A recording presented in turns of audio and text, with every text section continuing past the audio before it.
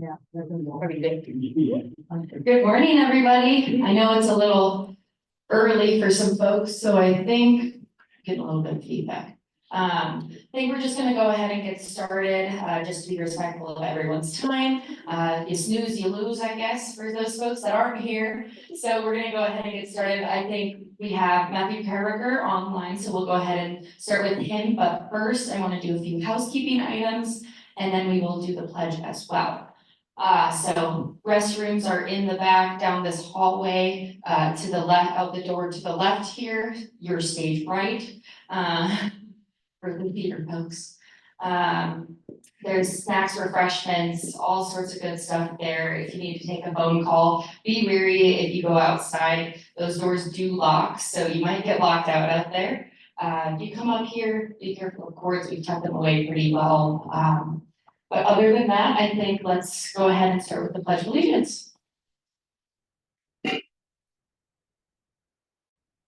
I pledge allegiance to the flag of the United States of America and to the republic for which it stands, one nation, under God, indivisible, with liberty and justice for all. Alrighty, so we're gonna go ahead and start with Matthew Carriger, the regional representative for Senator Bennett's office. Hey guys, good morning. Brittany, can you hear me okay?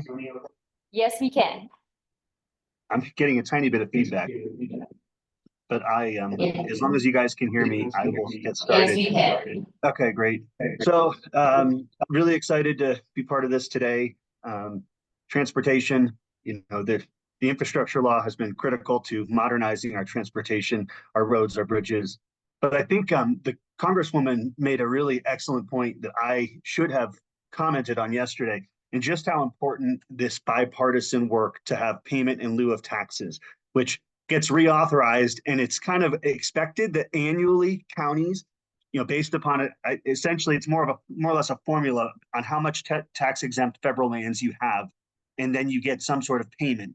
And I mean, I don't have to tell commissioners how important this money is to rural areas, roads and bridges, search and rescue, police and fire, schools. It's extremely flexible, and in general, it's something that you can count on, and it's something that, in bipartisan fashion, both I think the vast majority of the senators and House of Representatives support. And so what does that mean? So this past year, the payments that were just released: Eagle, 2.8 million, Garfield, 3.9 million, Mesa, 4.4 million, Montrose, 3.2 million, like Moffett, Delta, Rio Blanco, all a little under $1 million. So again, I wanted to just re-acknowledge what the Congresswoman said yesterday, because I think how important that is, and how in bipartisan fashion we should be continuing to support this effort. So that's PILT.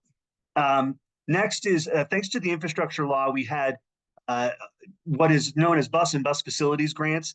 That grant program was plussed up, that account, and we're seeing the benefits. The biggest one that just came down earlier this week was for the Roaring Fork Transit Authority, for RAFTA, and in particular Garfield County, but supports the entire Roaring Fork.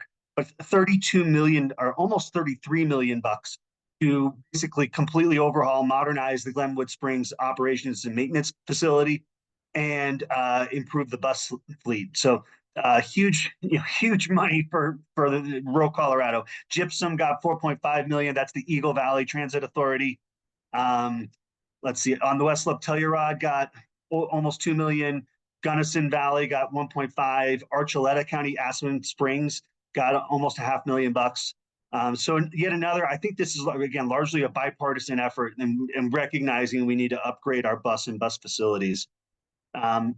Third thing on transportation, and I think one of the great examples, and I credit the city of Delta, is leveraging another infrastructure law. It was an existing program called RAISE, but the infrastructure law plussed it up. And so the city of Delta, it was last year, but it's an example, was awarded $13 million to kind of do ADA accessibility stuff, overhaul of sidewalks, other types of multimodal improvements in the downtown corridor. That grant program is annual, so it will again come up next year. I'm very certain this is on municipalities' radar, but certainly to work with our office and the other congressional offices, if you're looking next year, that notice of funding won't come out until January or February of this coming year, as of 2025.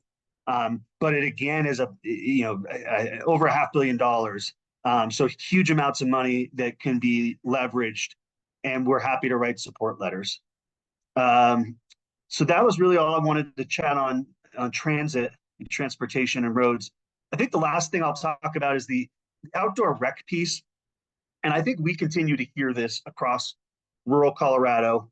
I mean, we certainly we recognize tourism is an innate part of rural Colorado, right? And our public lands are arguably being loved to death. We also recognize a key part of quality of life. When I think about if a business wants to expand operations somewhere on the West Slope, part of what their employees want and what residents want is to have access to trails. They want to have access to hunting, motorized and non-motorized, to camping. They want to have access to fishing on our rivers, boating, right? River access. And all of this takes money. It's also, you need to balance it against law enforcement of those, so that they are not misused, or folks aren't just public dumping, right? I've heard that. I know that's a huge problem. So trying to balance the outdoor rec investments we want to make that I think are essential to our residents as much as to our visitors, against these other kind of tourism management and just visitor management in general. How we do that, not easy. And the senator certainly supports the types of efforts that need to go on the law enforcement side. But we introduced a bill, and I was hoping this would be bipartisan. I still think it can be, but we introduced it first in 2022, then again last year, that would essentially say, let's not create a new government program, but let's use the existing Economic Development Administration's bread and butter program to essentially earmark some of it to say, have a set aside that should be used specifically for outdoor rec type projects, like putting in a new boating access, expanding access to hunting and camping.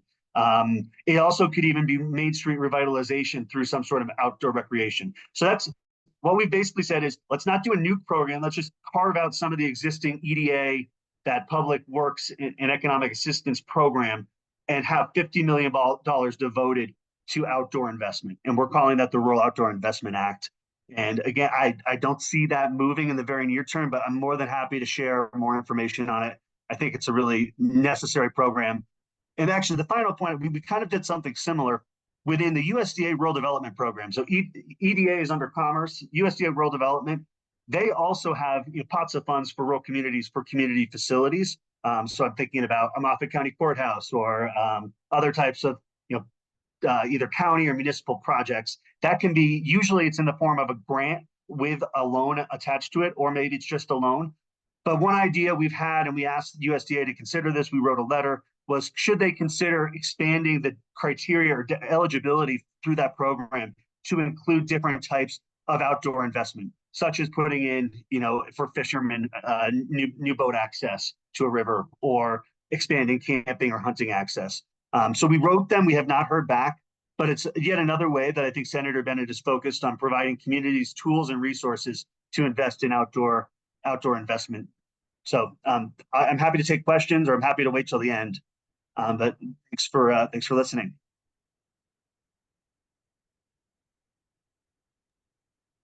Awesome, thank you. Are there any questions for Senator Bennett's office? There are two tabletop mics over there on each side, so if you do have a question, please feel free to do that, or if you're sitting in front of one, use that as well. But for the folks online, let's introduce ourselves before you ask your question. Looks like we have one from Tom Kleinschnitz and one from Tom Harnett. Hi, Tom Kleinschnitz, Moffett County. I didn't hear about the Mountain Rail initiative that is coming forward. Representative McGoose has put forward some strong work on that. Obviously, it's his district, but is the senator leaning one way or the other, or supportive of rail? We are absolutely supportive of expanding rail across Colorado. And I know that with the state, we have been in close contact, in particular with John Putnam and with leadership at CDOT, as they are essentially crafting this service, or leading the efforts to craft this service development plan. There is a ton of money in the infrastructure law for rail. I want to be careful because if you look at where that money has gone thus far since the infrastructure law was passed, you'll see it has gone primarily for intercity between large metropolitan areas. Now, that is not to say that the mountain rail isn't important to Northwest Colorado. I think the senator is more than happy to, once that service development comes out, and if they're looking, if they're identifying federal grants, we are, more than happy to look at it and want to be supportive to local communities. So yes, as on the whole, I still think a little bit the devil's in the details. We want to make sure we're understanding how this is going to be subsidized long term, because you can fix up the rail, you can put in new terminals, but if you're subsidizing it at hundreds of dollars per passenger, are there other ways you could invest to create zero emission buses or other types of through there is a this, Tom, but the transit, what is it, the regional transit authority that the Yampa Valley is working on. I think that's going to be critical, and certainly through those efforts we want to be supportive. So I would say in general, yes, certainly still want to learn more about some of the details.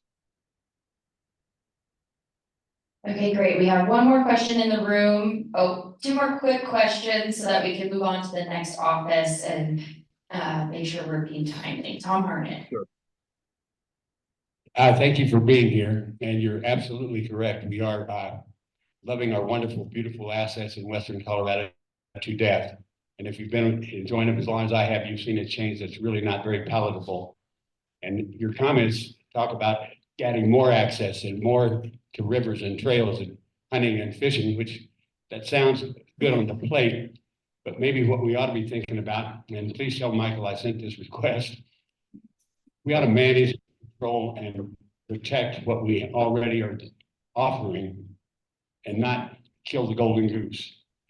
All the things you say sound great on paper and sound good from the campaign dais, but let's be careful with Western Colorado. Thank you. I think, thank you for that. And I will make sure the senator knows that none of this money we would expect the senator to tell a local community what to do.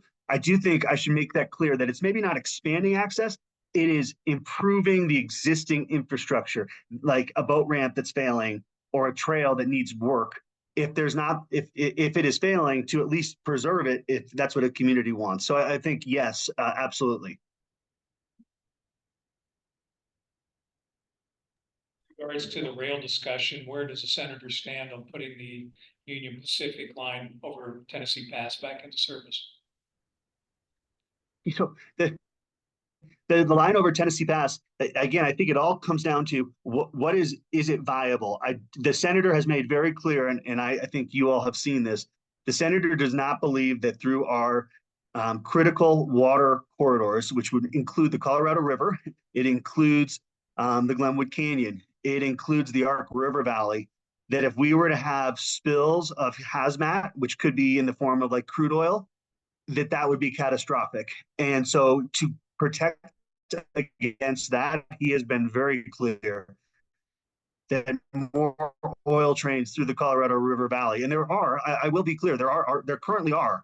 He does not, it's not that he doesn't support increasing domestic supply of oil where appropriate, it is that he does not want to see it go through our critical waterways. And I think he's been clear on that for at least the past 3 years since we've seen more of these spills and the impact to communities. Okay, great. Thank you, Matthew. And are you going to be on to answer? I will be questions? on. I will have one call I have to take at 9, but then but otherwise I'll be on. So please call on me. Thanks. Okay, great. Thank you.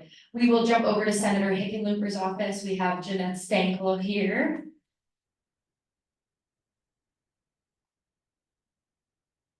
Thanks, Matt. I'll just add a couple of things in regards to transportation and IIJA funds. There was also 16 airports in Colorado that received funding recently from that grant. One of them was the Eagle County Airport. So I want to share a little bit on that.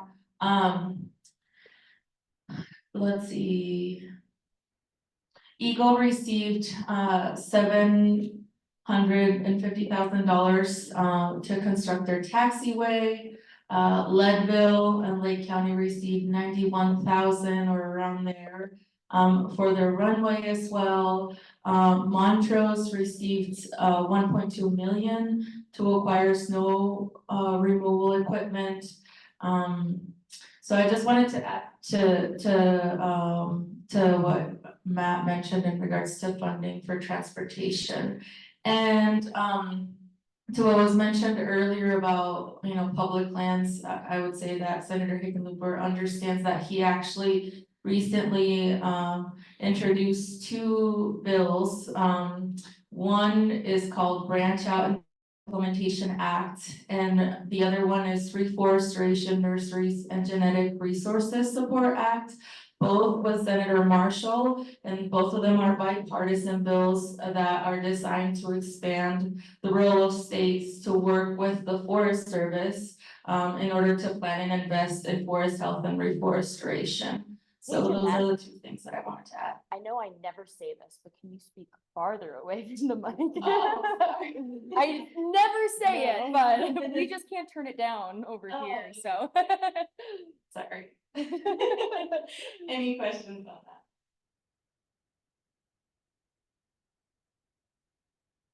All right, thank you. Thank you. Quick and easy.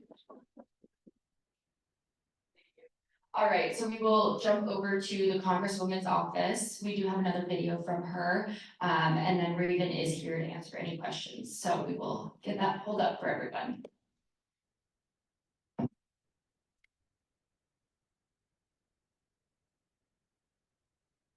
Day of summer policy meetings with Club 20.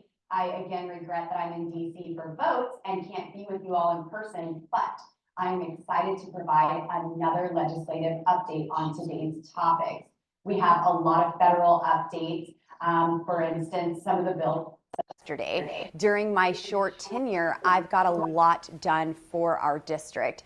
My Pueblo Jobs Act was signed into law and will create at least 1,000 new Colorado jobs. I also passed 75 legislative appropriations initiatives into law. I passed 7 bills, 78 amendments, and 202 legislative appropriations initiatives through the House. 10 of my community project funding requests were signed into law, and they secured over $20 million for important water and infrastructure projects right there in Colorado. Some of these community projects include securing $5 million to help fund construction of the new Wolf Creek Reservoir in Rangeley, literally my favorite project that has been funded. This important project will create 400,000 acre feet of new water storage, generate $535 million in local spending, and create 360 new jobs. I secured $2.2 million for the city of Craig to construct new water distribution infrastructure for the Craig-Moffett County Airport, parks and recreational assets, and residential and industrial development and growth on the south side of the Yampa River. I secured $1.5 million for an important new road and intersection project in Bayfield at the intersection of US Highway 160 and East Bayfield Parkway. We're not done yet. I also secured $1 million for an important construction project on the Medal of Honor Boulevard in Pueblo that will reduce commuter times, improve public safety, and help economic growth in Pueblo West.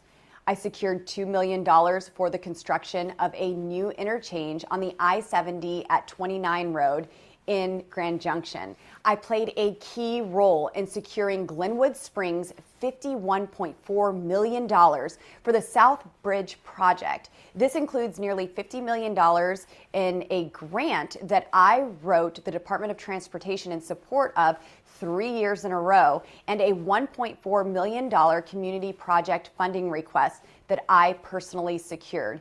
It was an honor to have the former mayor of Glenwood Springs in my congressional office, in your congressional office rather, to come here and personally thank us for our work in securing those funds. This fiscal year, I submitted another 12 local community funding projects, and I'm pleased to report that funding for 10 of those are included in this year's House appropriations bills. These include federal funds for the Project 7 Water Authority Emergency Drinking Water Access Project that will benefit Montrose, Delta, and Ouray counties, more funding for Cottonwood Pass and Blue Hill safety improvements, funding for the town of DeBeck for a secondary water source, and funding to replace a sewer line that serves 5,000 residents in Newcastle. Other federal updates include My Convey Act. This Convey Act passed the House as a standalone bill with bipartisan support and directs the BLM to convey over 31 acres to Mesa County for new economic development in Clifton. I am currently working with Senators Hickenlooper and Bennett to get a co-sponsor bill drafted and introduced into the Senate. So if you see our senators, make sure you let them know your support of this important piece of legislation so we can get this signed into law and in the near and maybe even over decades worth of work that has taken place on this particular issue. My Restoring American Energy Dominance Act passed the House as a standalone bill with bipartisan support and blocks the Biden regulation that targets oil and gas producers with excessive costs and regulations. My Trust the Science Act, which delists the gray wolf from the endangered species list and allows state management of this species to protect farmers and ranchers' livestock, passed the House as a standalone bill with bipartisan support. Just call me Bipartisan Boebert. My Western Water Storage Bill passed the Natural Resources Committee and permanently authorizes a provision that allows agriculture and municipal water users to repay infrastructure costs they owe the federal government. This bill will generate hundreds of millions of dollars for new water infrastructure and water storage projects. We all know that is a desperate need and a must for Colorado and the rest of the West. When it comes to transportation, I touched on a lot of those transportation and infrastructure updates in my general list there that I provided, but I do want to provide a few others for you. When I-70 was shut down for 16 and a half days following the catastrophic mudslide in the Glenwood Springs Canyon, I led Colorado's bipartisan congressional delegation in immediately securing $11.6 million and helped secure over $125 million to reopen and repair I-70. I passed a provision into law that provides $28.44 billion for the Highway Trust Fund to improve infrastructure in rural America. I passed a provision into law that provides over $30 million for technical assistance for wastewater treatment works assistance grants that will benefit our rural communities. Now, when it comes to tourism and outdoor recreation, we all have an interest there. Many of my updates in the tourism and outdoor recreation space involve fighting land grabs by the Biden regime that aim to limit our public access and multiple use. Back in October, the SEC proposed a rule that would allow natural asset companies to be listed on the New York Stock Exchange and NACs to buy the rights of public lands and drain those lands of all of their natural resources and multiple use activities for personal gain. NACs are commonly owned by China and Russia. Thankfully, following pressure from myself and other members on the Natural Resources Committee here in the House of Representatives, the SEC withdrew their proposal. This was a huge success and a major victory for us all. I also fought for ranchers and farmers and other Americans by co-sponsoring and passing H.R. 3397 through the House. This legislation aims to block the Biden regime's so-called conservation rule that will prohibit outdoor recreation, prevent grazing, and stop other important multiple use activities on our public lands. Finally, I am continuing the fight against the Dolores River National Monument proposal. The that would harm outdoor recreation and tourism in the area if Biden locks these lands up with the stroke of a pen. Many of your voices have already been heard, but our senators and the Biden administration need to hear more from you. So do not give up on this. I'm going to continue in this fight. I do have legislation that was supported by our senators and still is. This is my Dolores River bill, and it seeks to protect whitewater boating and other recreational activities, as well as other traditional uses that have taken place in the area, while also preventing a wild and scenic river designation in perpetuity. This is very important because it's a strong bipartisan compromise and is very different than the massive land grab radical Green New Deal extremists are currently pushing. So do not stand down. I need you to continue pushing on this issue. Together, I do believe that we can reach the right decision and avoid this radical land grab. Now, before I let you all go, I want to address the obvious. I remain fully committed to representing Colorado's 3rd District until January and truly beyond.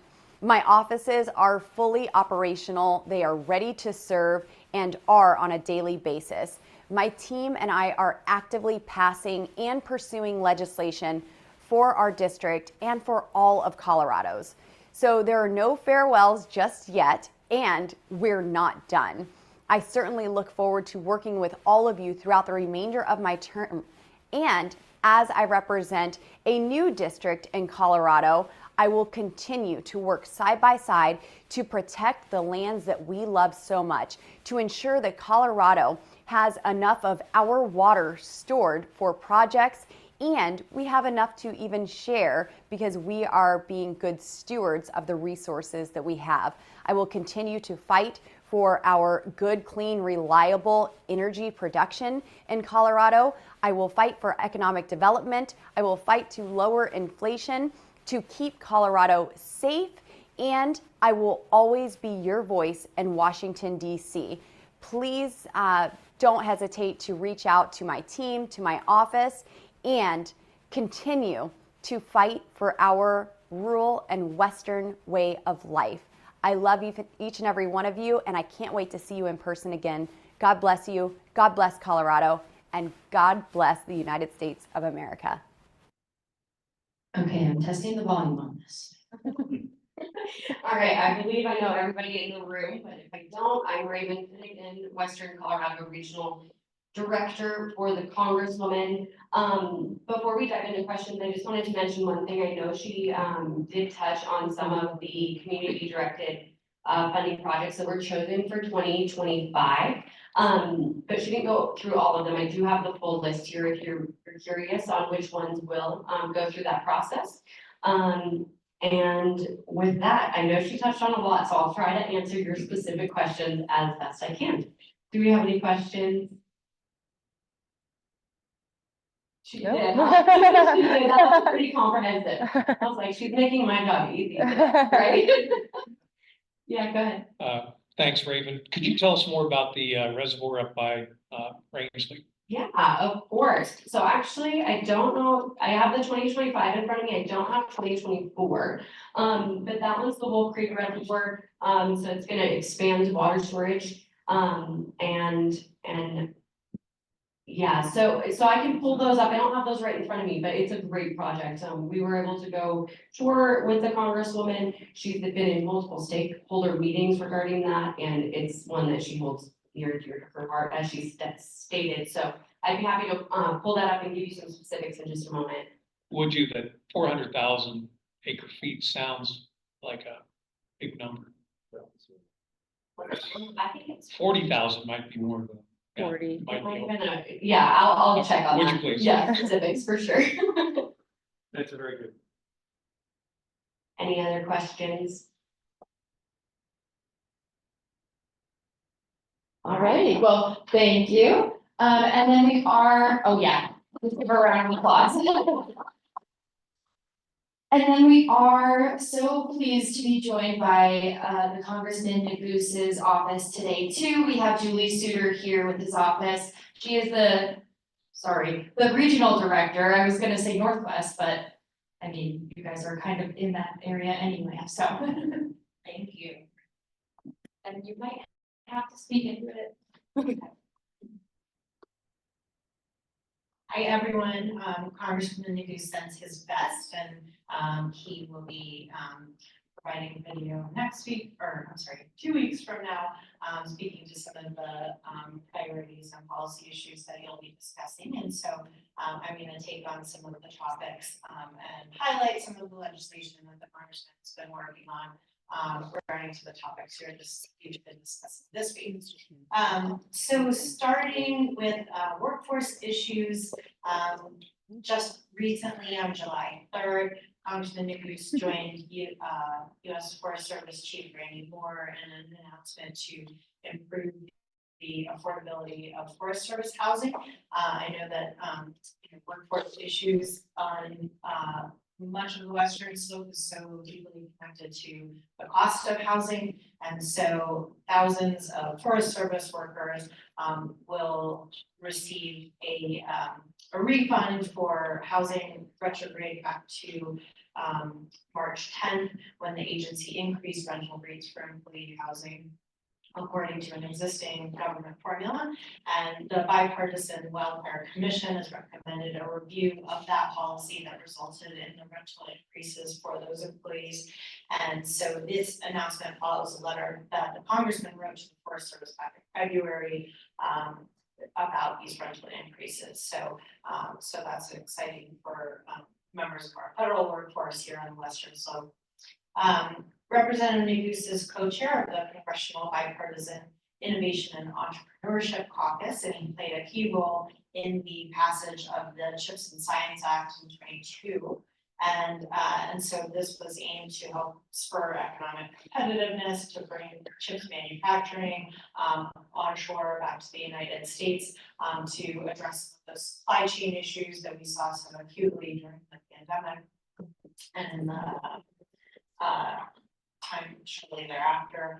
And so in October 23, Colorado was designated as a regional technology innovation hub, and that program was established through the CHIPS and Science Act.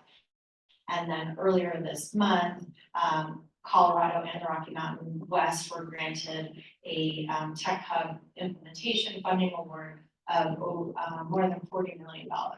And that investment throughout the region will work to bolster production and delivery of technologies that will maintain American competitiveness in quantum computing. And then more on the sort of micro level, local level here, the congressman through community project funding has been focused on very much on childcare, knowing how essential that is to workforce, our ability for our workforce to thrive and have the ability to fully participate in the workforce. And so in the FY24 community project funding cycle, the congressman secured $1 million for the expansion of childcare here in Edwards. And in the FY25 cycle, he secured $1 million for childcare expansion up the road in Avon. So moving on to transportation, Congressman Negus played a key role in crafting the bipartisan infrastructure law, which passed in 2021, and successfully securing the advancement of several key priorities here in Colorado. And so we're already seeing those investments at work on the ground throughout the region. And so just over the divide, $100 million from the bipartisan infrastructure law went to the improvements on Floyd Hill, which is obviously not on West Slope, but is a key, statewide economic engine. And one program within the bipartisan infrastructure law is Safe Streets for All, and that is making its way out to communities, working at the local level to improve safety in their roadways. So one example, the town of Gypsum was recently announced as an awardee for that program, receiving nearly $200,000 for the development of a comprehensive safety action plan. So just an example of where this is playing on the ground. Through the Clean School Bus Program, school districts across the West Slope, including West Grand, East Grand, Summit School District, Steamboat Springs School District have received funds for zero emission school buses through the Vipers Infrastructure Law. And as has been mentioned, the law contains $66 billion for investments in passenger rail across the country. And so this has opened up a very real possibility of mountain passenger rail between Denver and Craig. And so state leaders and local stakeholders have been actively engaging in an effort through that service development plan to work to access those federal funds for that line.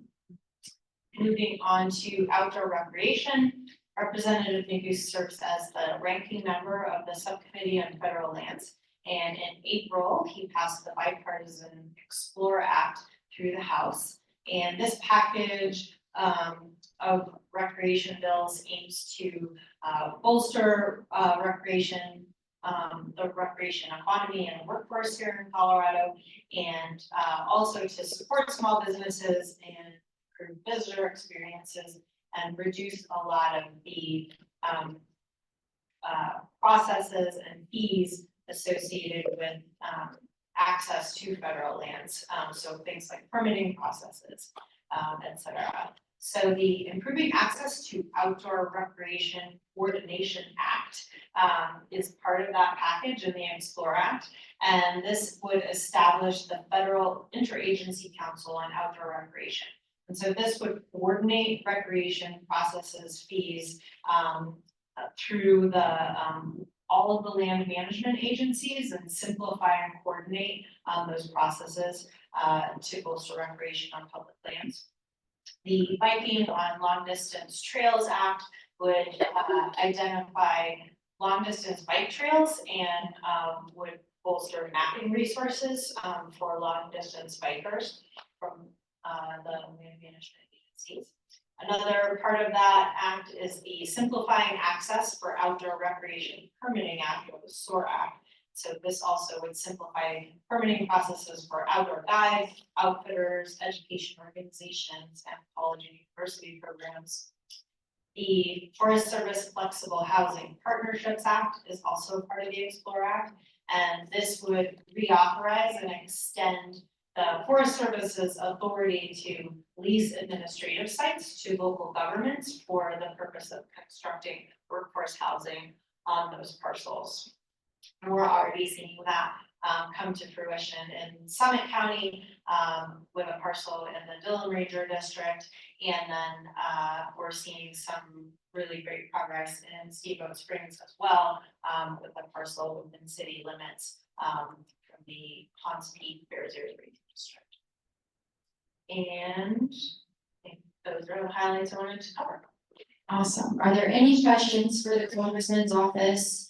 I think Julie's gonna be sticking around for a little bit or throughout the day too, so if you wanna hunt her down, otherwise, are there any questions for her now?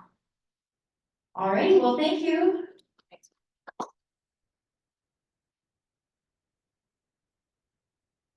Okay, now I'm gonna hand it over to Ray, but before I do, I have a dad joke for everyone.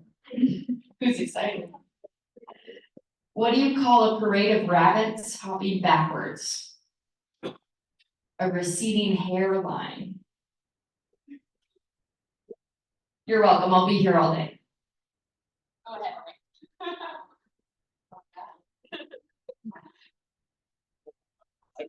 I don't know if that was intended just for a certain few or what, but I'm sure that there's some folks in this room that qualify for that, like me. Okay, we're gonna just jump right into transportation. This is the Transportation Policy Committee, and before we get into the weeds, we do have a couple announcements that we need to go over. So we'll go ahead and start with that, and then we'll do some introductions.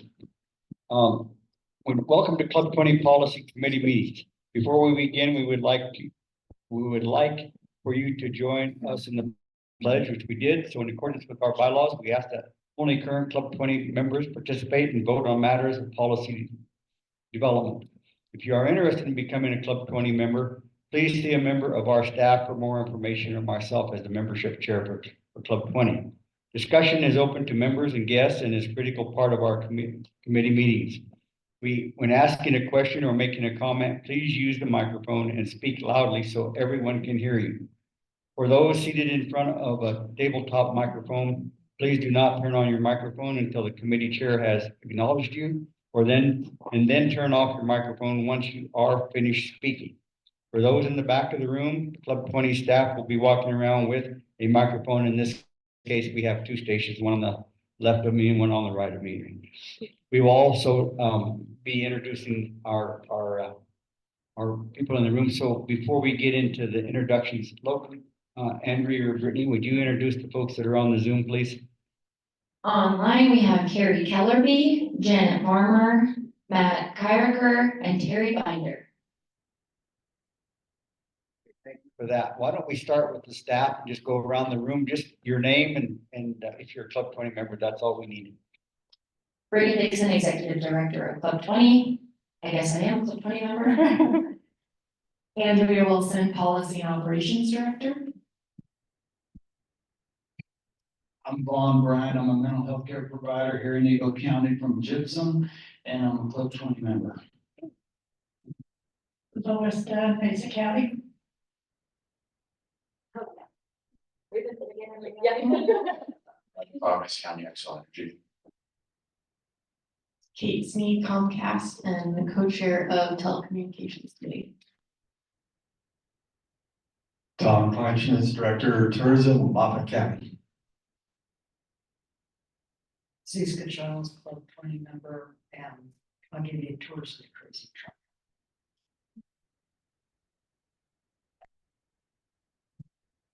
Matt Solomon, Eagle County with AGMC. I think I am a Club 20 member, yes. Yes.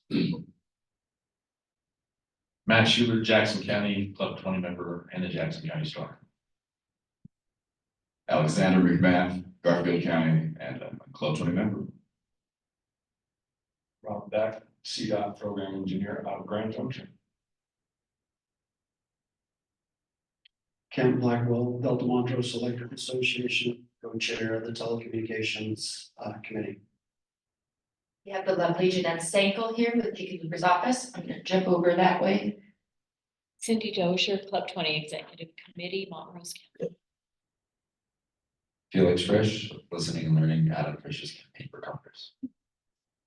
And then the lovely Julie Suter with the Congressman's office.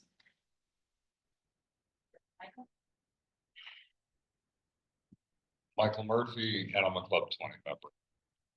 Wendell Coates, Club 20 member. Mike Goolsby, Club 20 member. Rebecca, co-chair for transportation, and yes, I'm a Club 20 member. Shauna Grieger, Club 20 member, also on transportation membership today. I'm Harned, Gypsum, Colorado, and a Club 20 member.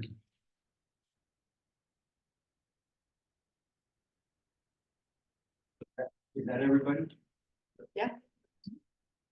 Okay, again, my name is Ray Beck, co-chair for Transportation Policy Membership Chair, and my co-chair, Mike McBow, is not able to join us today because he has some family affairs that he needs to attend to. And then having in his place, I have Mike Millsby with me today that's going to help me run the meetings and answer any questions as we move into the resolutions later on in the agenda. And so with that being said, I'd like to just give a real quick shout out for membership. And membership is obviously the lifeblood of our organization. And so some of the benefits is being part of a long-standing organization that works together to be unified voice, advocating on behalf of the Western Slope and creating effective change. And then you have the opportunity to meet and network with elected officials and civic leaders, such as our networking opportunities through the receptions that we have. Participate in Club 20 policy committees and influence the policies that help shape the Western Slope. And I've always said that the policy meetings are the lifeblood of this organization, where policy is developed, passed on to the full board. And so with that being said, if you're a member of Club 20, you do have a vote participate in, stay informed and being educated on current issues affecting Western Colorado, receive special membership discounts on Club 20 meetings, registrations, and special events, engage and inform your elected officials through Club 20 trips to Denver and Washington, D.C. And I'd be remiss if I didn't mention and give a shout out to our staff, Brittany and Andrea, for all the hard work that they do. So thank you very much. Just give them a round.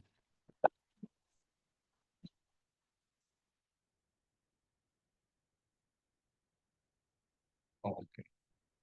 Okay, so Barb is not with us yet. Is that correct? Correct. All right, so I think what we'll do is just jump down to the first resolution. Or I could tell dad jokes. What's that? Yeah, Okay, we've got the resolutions, I get it. thanks for the humor. So let's go to the first one there, which is TRO 2-1, gross combination vehicle weights, and this is up for renewal. So before we jump into any of this discussion, I'd just like to give a shout out. So I have Mike McBow and I have a very strong team for our advisory committee. You'll notice their names at the bottom. And I think we have here today in the room, we have Shauna Grieger to my left. We have Mike Goolsby to my right. We have Cindy Dozier where's Cindy? Cindy's in the back of the room. And then let's see, who else do we have? I know Terry Binder is on the Zoom. And so with that being said, when we were notified that we needed to renew these resolutions, Mike and I came together and we decided that we're going to put this out to advisory committee and our staff. So the resolutions that you see before you today are amended resolutions.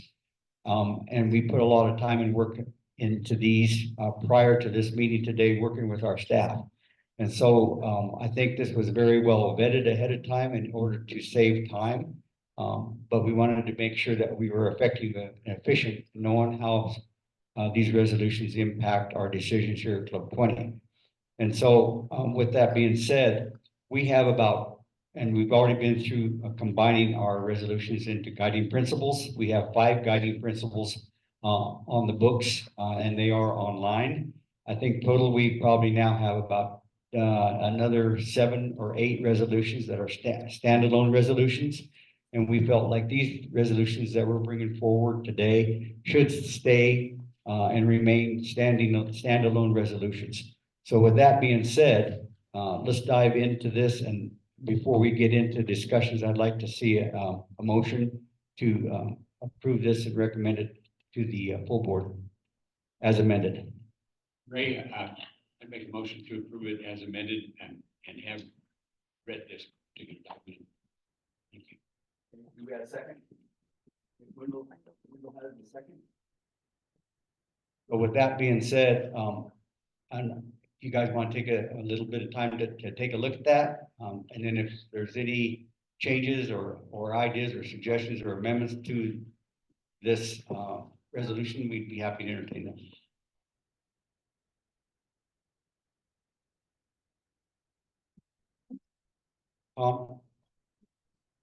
I have read it and it looks like it's more just housekeeping and making things more current, and it shouldn't require a lot of attention, just to certainly need to keep it on the books.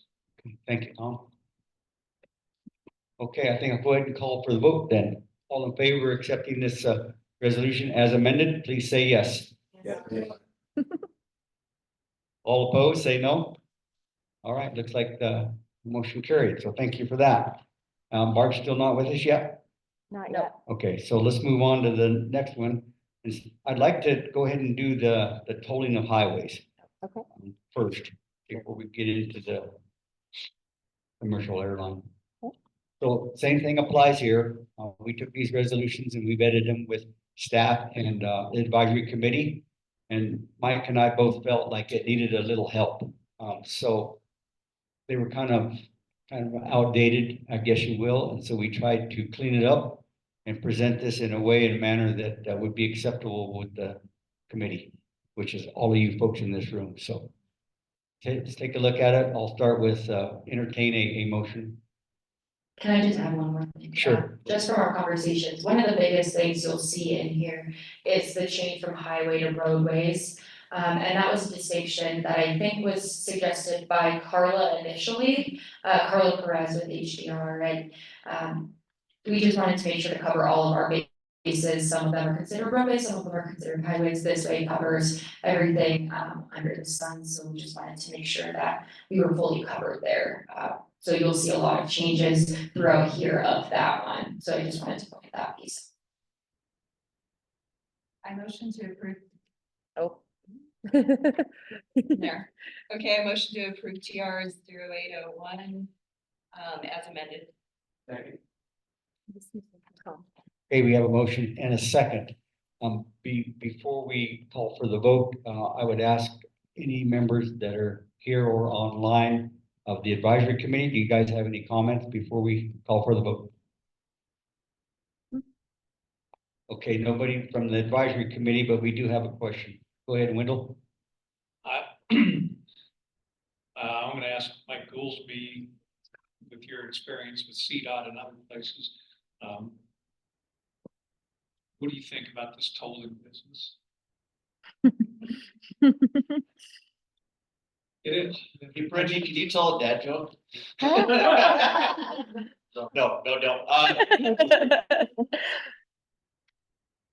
Based on the fact that we've had a lot of conversations about funding, right, for maintenance and other things, and increased capacity is a four-letter word currently. We can't build our way out of congestion. We all understand that, and we all get it. From a tolling perspective, I think one of the things that it does allow additional funds to be able to take care of the roadways and the technology that goes along with them. Hey, Mike. Sorry, Brittany, you. I apologize. I think there is a place for it. I think there ought to be a toll booth at Eisenhower coming eastbound on or westbound on I-70, so everybody gets to pay to come to the western slope to play. Woo. But that's another discussion. I think there's a place for it, honestly. But with it also the piece in here about tolling existing infrastructure doesn't do anything for us other than give somebody the opportunity to drive faster and pay, right? So there's a fine line between that. And I'm kind of dancing around it because I think there's a place for it. And in cases of where we don't have enough money to pay for maintenance or improvements, it helps with that. No, thank you. That's what I needed. Okay. And I would add to that, just a second, Tom. I would add to that in this, in the body of this resolution, we did specify that the cost for tolling shall not reduce the funding for all other highways or roadways in Colorado. Go ahead, Tom. As a Front Range born guy and a Western Slope fan, obviously, Joan and I use all of the roads in Colorado pretty frequently. And I can tell you with what's happened, particularly on the Front Range, those lanes that I'm a member of the, whatever the tolling organization is, and I have one of those stickers on every vehicle I own. And if you're going through parts of Denver, east, west, north, or south, and you see the mess you can wind up in, let me have that lane. And if you, and the fairness of it is, I don't have to have it. I could choose to have it.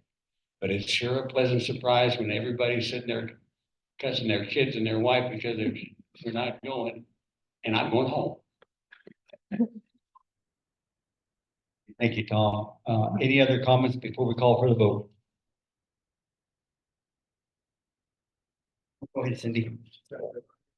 Yeah, I'm looking at the third bullet under the therefore be it resolved and wondering if it is redundant with the last bullet under the therefore be it resolved, or if they could be combined easily. The one says Club 20 opposes any tolling that will reduce funding for other roadways. And then the last one says Club 20 believes the cost for tolling or managed lane improvements shall not reduce funding for all other roadways. Are both of those needed is my question. The third bullet, Mhm. Club Right. 20 opposes any tolling, and then we jump down to the last one. Mhm. I'm wondering if we shouldn't just delete one or combine the two. What do you think? Well, I think you can delete the third one down and the fifth one covers it. I think that's. Yeah. Oh. Would that work for you, Cindy? So I'm actually thinking the third bullet is stronger than the fifth. And that's my concern and why I would suggest combining them in some way and saying somehow and Club 20, just combining to say, and Club 20 will oppose any of those things. It's a stronger language than Club 20 believes. And maybe at the end, you could say Club 20 believes the cost for tolling or managed lane improvements shall not reduce funding for all other roadways in Colorado and will oppose any such action. Or how would the wording be? But I really think the oppose needs to still be in there. I just don't know that it needs a separate bullet. Sorry. So you're thinking maybe just take some of that language from the last bullet and add it to the third? As I'm looking at it, frankly, the whole third bullet could just be an and will oppose any tolling that will reduce funding for all other roadways. And just go ahead and move that language down into that because they're connected strongly.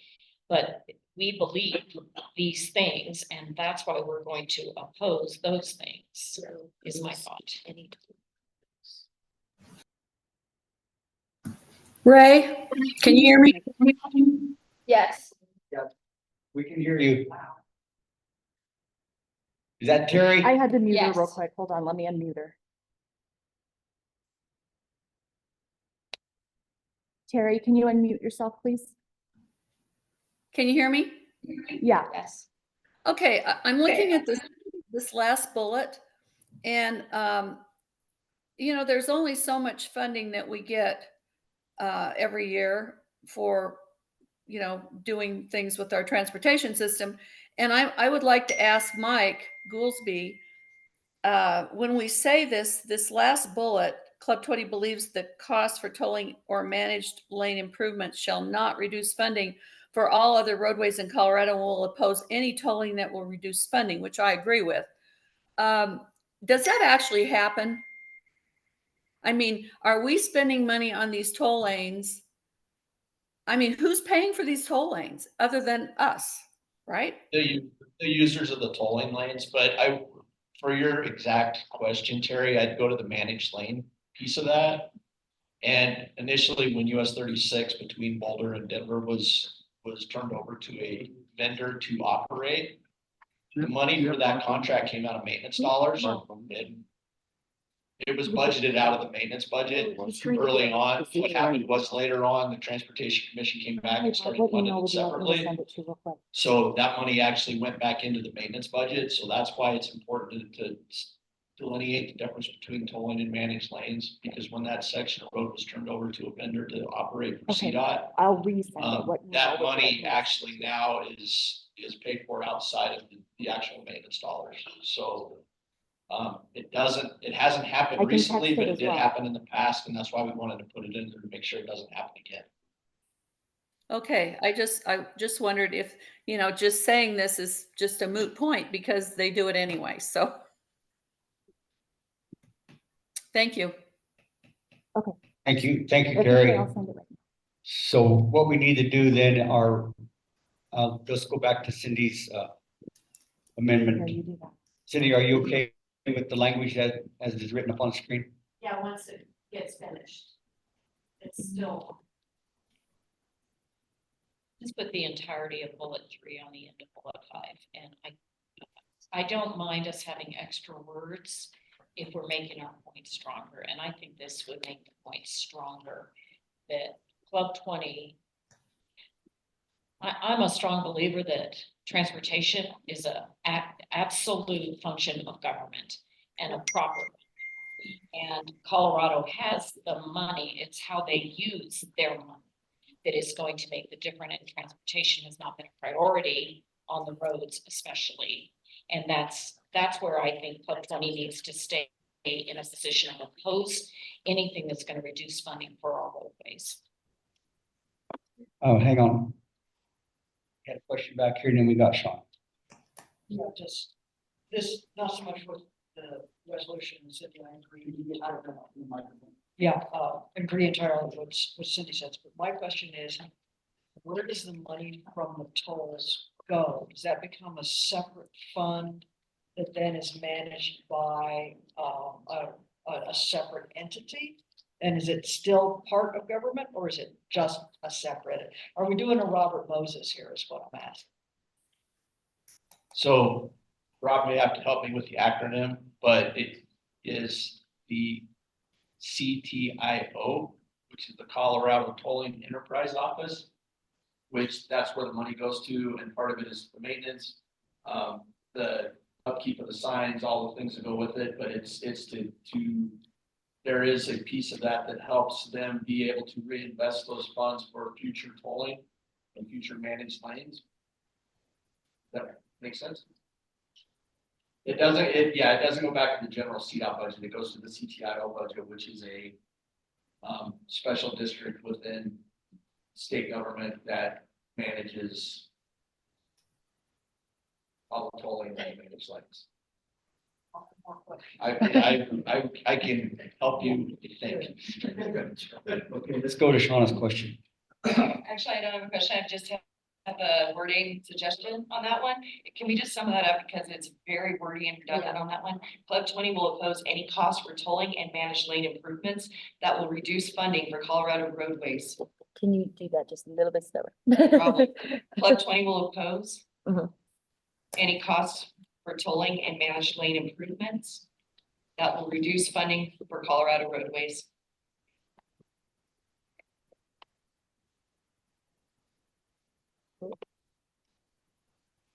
Reduce funding. For Colorado roadways. Did I capture that? Yes. Okay. Thank you. Are we? And I would suggest that it says, reduce funding for all other Colorado roadways or for all Colorado roadways.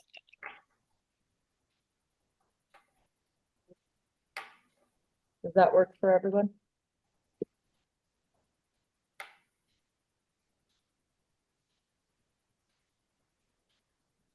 Okay, so this is the language we have. Is this acceptable? Cindy, are we good? All right. So I think what we need to do then is we need to vote on Terry's amendment. And then if it's adopted and accepted, then we'll go back and vote on the amended resolution as presented by the advisory committee and the co-chairs. So I'd entertain a motion to accept the amendments that were proposed by Cindy. Okay, we have a motion. Sorry. In a second. All right, Wendell and Michael, thank you. So I'm going to call for the vote. All in favor of accepting the amendment, signify by saying yay. And if you don't, say nay. All right, amendment passed. Let's vote on the entire resolution. Then again, this is going to be voted on. If it's accepted, it will be recommended to the full board to be held this fall. So do we have a motion to accept then the entire resolution? We have a motion and a second. Okay, Well, thank you. technically, we do have a motion on the floor already from Shauna and Tom Hartnett. Okay, you're right. So we don't need a new motion. Thank you for the clarification. All right, we'll call for the vote, and all in favor say yay. All in favor say nay. All right, motion carries. All right, thank you very much. And now I understand we do have Barb on the line. Correct. All right.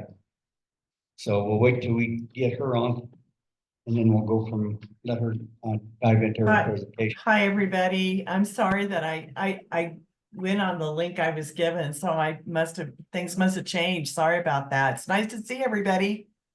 Well, good morning, Barb. So happy to have you on with us this morning. It's so important that I thought, and Michael thought that it would be important for you to come on, introduce yourself. And Barbara has replaced Kathy Hall, who sat on the State Transportation Commission. Now Barbara sits there. And so we think it's important that we know who you are, our representative, and an opportunity for you to introduce yourself. So I'll turn it over to you. Thank you.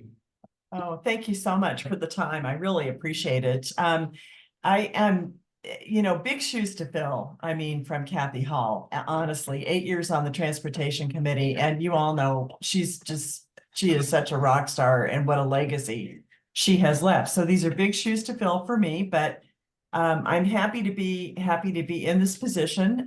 For those of you that don't know me, besides Tom Kleinchen, so I know very, very well. My background is in tourism. I spent nearly 30 years, from the beginning of Visit Grand Junction to when I retired in 2018, at which time I went down to Durango to help them with tourism for a year, and then took a contract with the Colorado Tourism Office to help them with their stewardship program called Care for Colorado. So that's what I've been doing for the past 4 or 5 years. And lo and behold, I got a call last year in July to ask if I would be willing to step into Kathy's place on the Transportation Commission.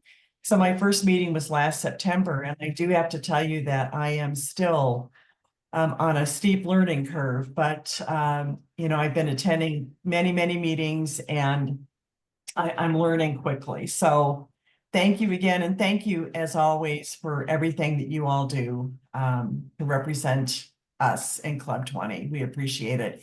And with that, I do have a brief PowerPoint if we want to go ahead and pull it up. Do you want to share that yourself or do you want us to do that?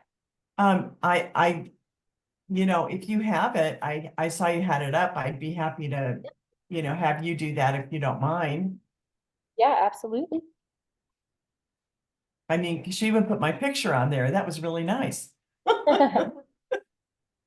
Okay, I believe, let me just start sharing the screen so you can see what we're seeing. Okay, sure. Thank you.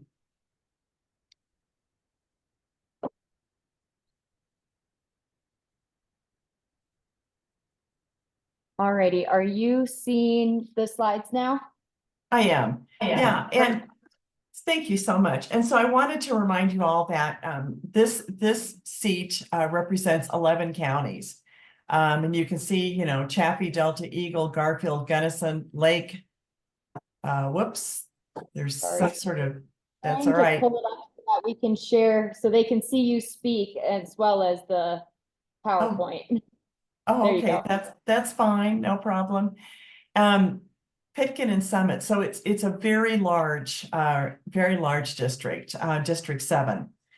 And of course, Region 3's in there, Region 2's in there. So I do attend monthly Transportation Commission meetings and State Transportation Advisory Committee meetings. I just attended one yesterday. So I am attending those.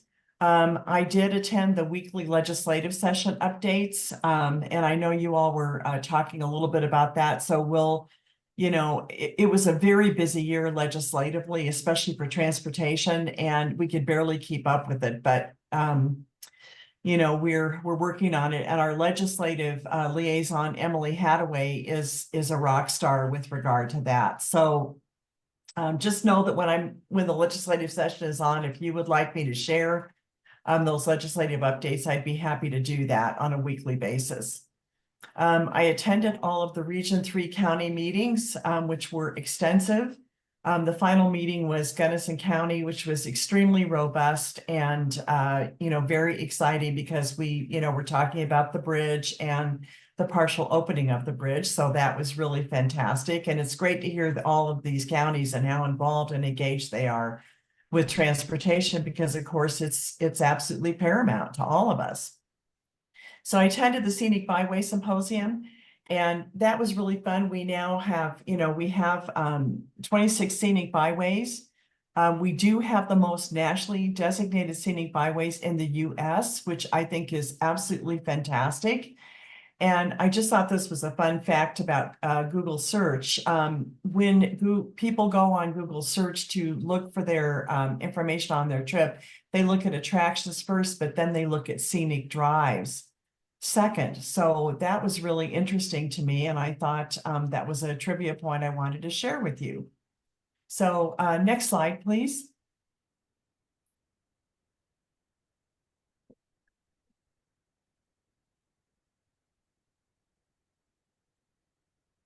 Thanks. So I wanted to just share with you a little bit about the Highway 50, since it's, you know, the hot topic, which it should be. July 3rd, we had the partial opening. And I wanted you just to see a picture of the bridge, and you can see that it's boarded up on the bottom. There's actually a plank that they work on the bottom of the bridge, actually below the bridge. And it's interesting when you see the pictures of the gentlemen who are working and ladies who are working on there, because they're all roped up. So it's very precarious. They have literally been working on this bridge since April 18th when it shut down. So some of our CDOT staff have had literally not a break until this July 3rd partial opening. Next slide, please. So there is, I wanted you to see, there's Kathy Hall and Shoshana Liu, the director of CDOT. And we greeted, we were there, Kathy and I got up at 4 a.m., drove and got there at 6:30 a.m. To see the line of traffic. And we greeted each car and we gave them all water and 4th of July Independence Day cookies. Next slide, please. And there's again a picture of them together, and then Kathy greeting each vehicle. Next slide. And here's the line.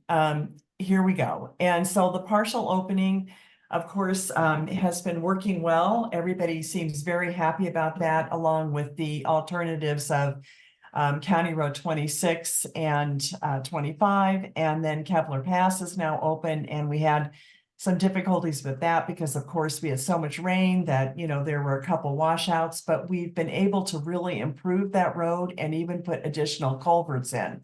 So if you get a chance to drive it this summer, we'd highly, highly recommend it. And again, we're excited about the partial opening. Of course, the goal is to have a full opening by Labor Day.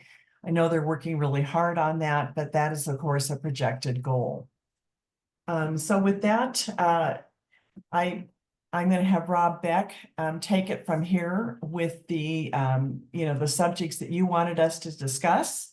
You know, and let you know that we are full on into long range planning right now with the 2050 plan, and be working on the 10-year plan as well. But again, we're working hard on that. And then I also wanted to just give a shout out to Grand Valley MPO, because they are doing a Western Colorado Transportation Safety Symposium on August 28th at CMU, and I will put the link to that in the chat. But I just think it's fantastic. They are developing a full-blown safety plan with a grant that they got. And so they would love to have all of you attend this safety symposium, you know, from the Western Slope. So thank you again. And with that, I'll turn it over to Rob. So thank you, Barbara. Let's give her a round of applause, please.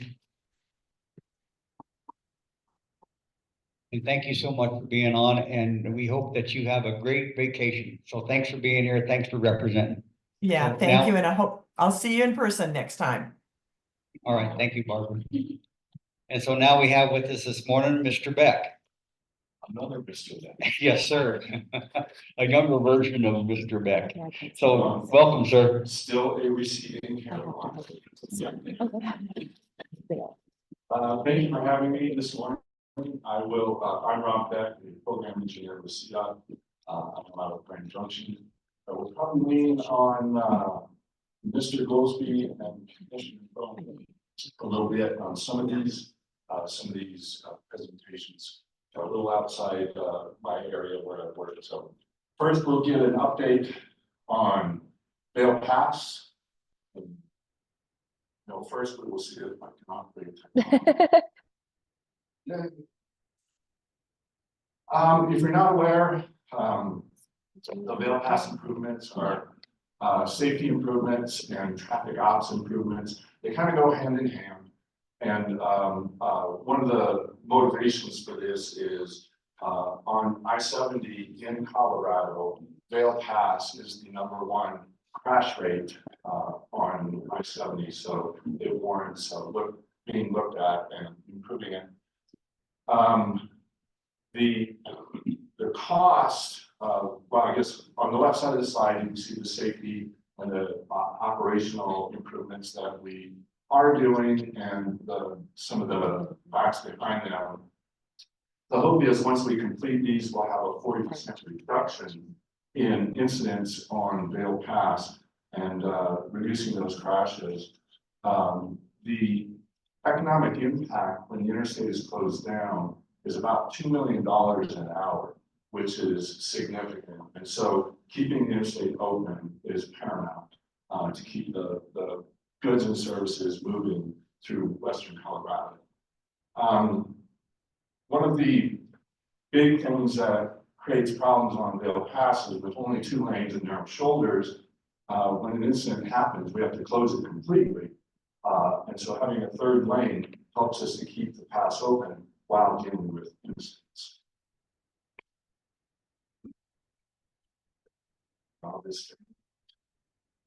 Go ahead. I did it for you. Oh, there it goes. Now we're fighting each other. No, we didn't click. It says end of slideshow. Yeah. There we go. Okay, Vail Pass, we used a contracting process called CMGC, which means we are actively working on construction and design agreement with the contractor in place. And so on the left, you see construction packages that have been let, so that we're able to put it out in phases and don't have to have the design completed up front. We can put it out in phases as we go. You can see on the left, there are 5 phases that have come out already. Construction will continue through 26. Some of the early work was preparatory for the future work or the work that's starting up now. Things like the truck ramp and the recreational path had to be moved and altered. And then the 2 big items are the bridges being replaced. One is already, the westbound has been replaced, working on eastbound now. And the widening is the important stuff.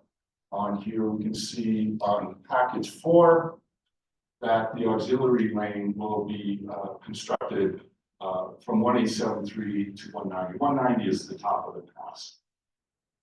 Some of the future work you see on the bottom there that is outstanding is the lower portion of that auxiliary lane and some other incidental items that are on hold because of funding. On the right, you can kind of see the layout of where the work has been occurring and will occur. One of the significant items here is the wildlife fencing and crossings. So always trying to improve that situation anytime we're improving the road. That's a pretty quick update. I don't know if I can answer a lot of questions about it, but any questions? Is that slide available online? We will, these slides will be available. We'll have them as part of this. Shauna Grieger, I have a question. Where for the 2024 and 2026, I know it came out of separate funding. What do you know what packages that funding came out of? I cannot speak to exactly where the funding came from. Thank you. Yeah, I was program engineer in this area in the early packages, and then I moved down to Grand Junction. So have lost track of exactly where the public money issues. Any other questions? Rob, you have a couple more presentations, right? I do 2 more. The next one will be on the bridges, and then the last one will be on our planning process. I figured that's the one that will be of great interest to this group. The bridges slide back. You want to do Blue Mesa now? Yes. Okay.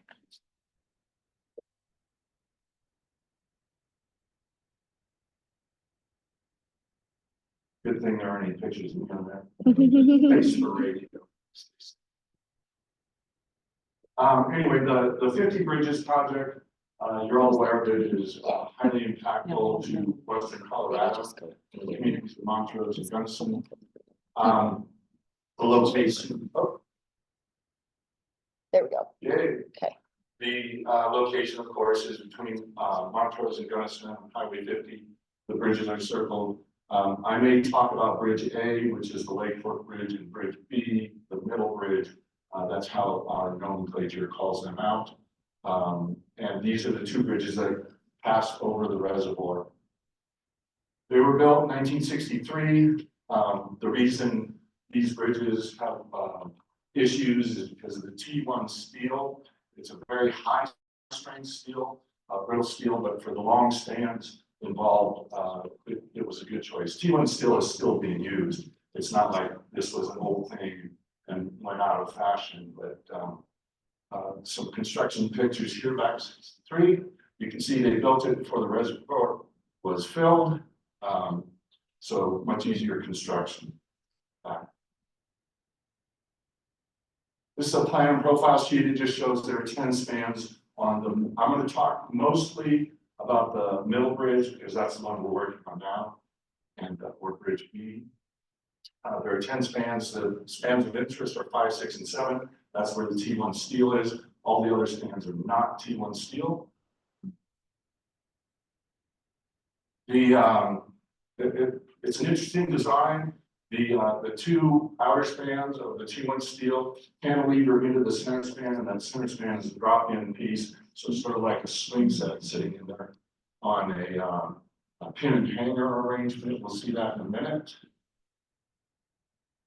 This, we're going to see it right now. This. See, I wasn't kidding about them hanging off the bridge, you guys. No worries. So you see the pin and hanger on this right inset here. So that center section is hanging in there. That's so you don't get it bound up with them.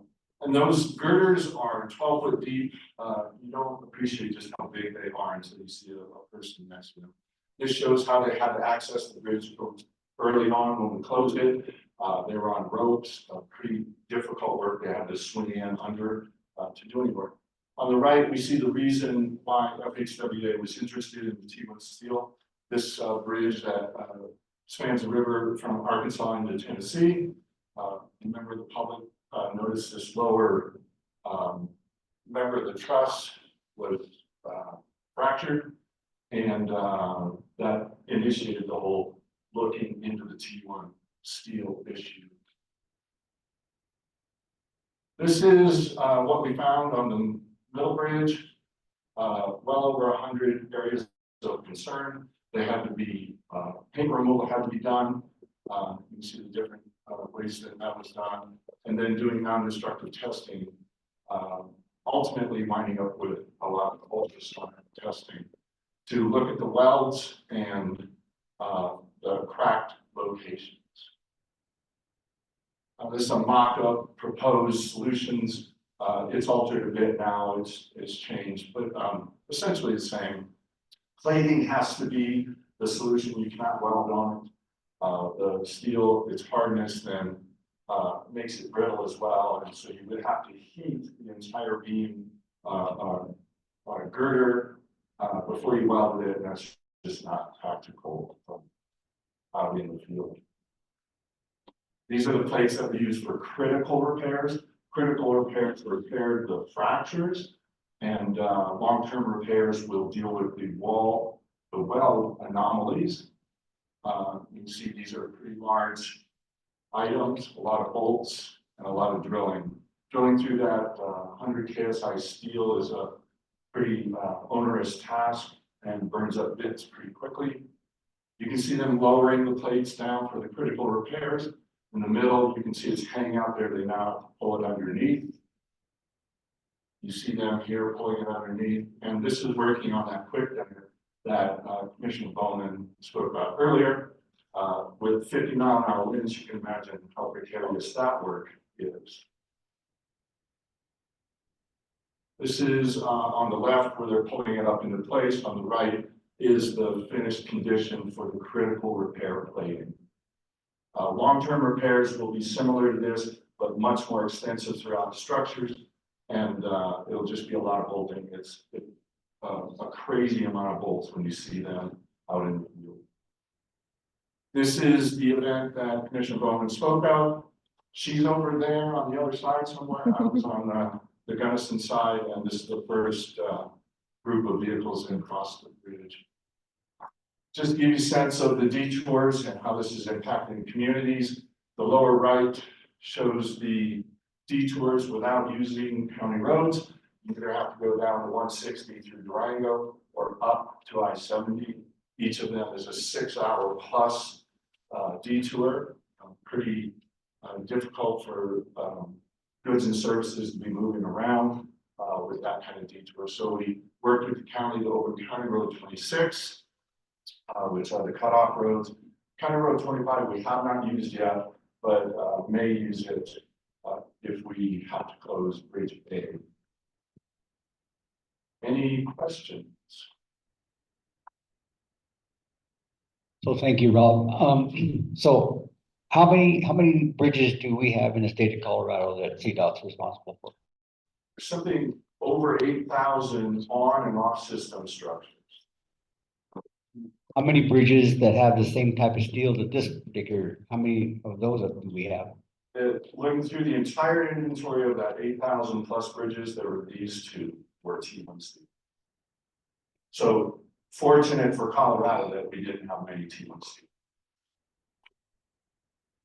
Obviously, we have some aging infrastructure, which we all know, and so I thought that was a great present. Is there any questions from anybody online? Not online, but Can you hear me? Yeah. This is Terry Binder. go ahead, Terry. Okay, am I unmuted? Yeah. Yes. Okay, all right, we have a cabin right there, so we've had to deal with this all summer in Saponero. And so we've taken the detours. We were some of the first people across the bridge when it opened on July 3rd. But I'm concerned. I know that we're working on the middle bridge, but we've also seen, having been up there last week, they're also working on the Lake Fork Bridge. And I'm wondering if they found anything on the Lake Fork Bridge that is similar to what's happened on the middle bridge. Great question. The initial look at the Lake Fork Bridge did not reveal any cracking. We will do further investigation later in the month, beginning later in the month, but so far we haven't found any cracking.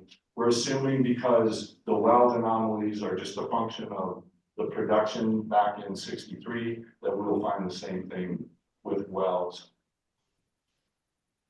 Okay, thank you so much. Thank you, Terry. And then Cindy has a question in the room. And thank you for all the work that you've done. Sorry to butt in, but you guys have been working really hard, I know. Thank you, Terry. And Terry, I didn't see you at the bridge. You should have identified yourself. Anyway. We went across at 10 a.m. So we weren't there for the grand opening in the beginning, but we went across it that day. Okay, thanks so much. Mm-hmm. I actually have two questions. One is what's the time frame on the so-called Lake Fork Bridge? And being living in Lake City for 17 years, it was very confusing initially when you all called that the Lake Fork Bridge because 149 is going into the Lake Fork Valley. I just wish you'd call it the West Bridge or add West Bridge to the title. I found it very confusing and I'm from the area. But what is the time frame for dealing with the Lake Fork Bridge? Highway 50 has been a mess for so many years now. People are exhausted with this. I can't even imagine the economic impact to Montrose, Gunnison, possibly Lake City, Creed, all through that area. And is anyone going to evaluate what the full economic impact has been? The timeline on Bridge A or Lake Fork is we're just starting now to do some preliminary work. So if you've been out there recently, you've seen single lane closures on that bridge and to do milling and things like that to be prepared for what's to come. The investigation of welds and more extensive investigation for cracks will begin at the end of the month into August. At that point, then we will begin repairs, and the global repairs will be similar to what's going on Bridge B or the middle bridge. Because we've learned so much on Bridge B, we will be able to move much more quickly on Bridge A. That is the hope and expectation. As far as economic impact, this is where Mike could probably help me speak more eloquently about it. It's the myriad of funding and involved agencies makes it difficult. So the bridge itself, even though it's an emergency for Colorado, is not a federally designated emergency, therefore doesn't qualify for that sort of funding. There is no funding to the communities for lost economic, or it impacts the economy, as I understand it. It's difficult. We are hypersensitive to it because of the work that was going on in Little Blue that went too long. So we are trying our darndest to just make sure that we keep things open, allow truck and CMV traffic to move, and keep the communities connected. There's just a lot going on that is out of our control. So there's no estimated time of completion on the West Bridge. That was what I was trying to get at. I'm sorry. Yeah, so for both bridges, our intention is to be done late October, November.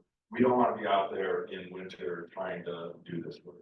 That'll be nearly impossible. So our target is the end of October for completion for everything. Okay, so Michael Murphy, Hinsdale County. The job you guys did on county and Living Lake City, obviously, but the job you did on with the county's help on County Road 26 is stellar. You're going to have more of an issue on 25 going across the Indian up there on the top. My sense is you're probably going to run into the same issues on the Lake Park Bridge that you did on the Dillon or the Middle Bridge.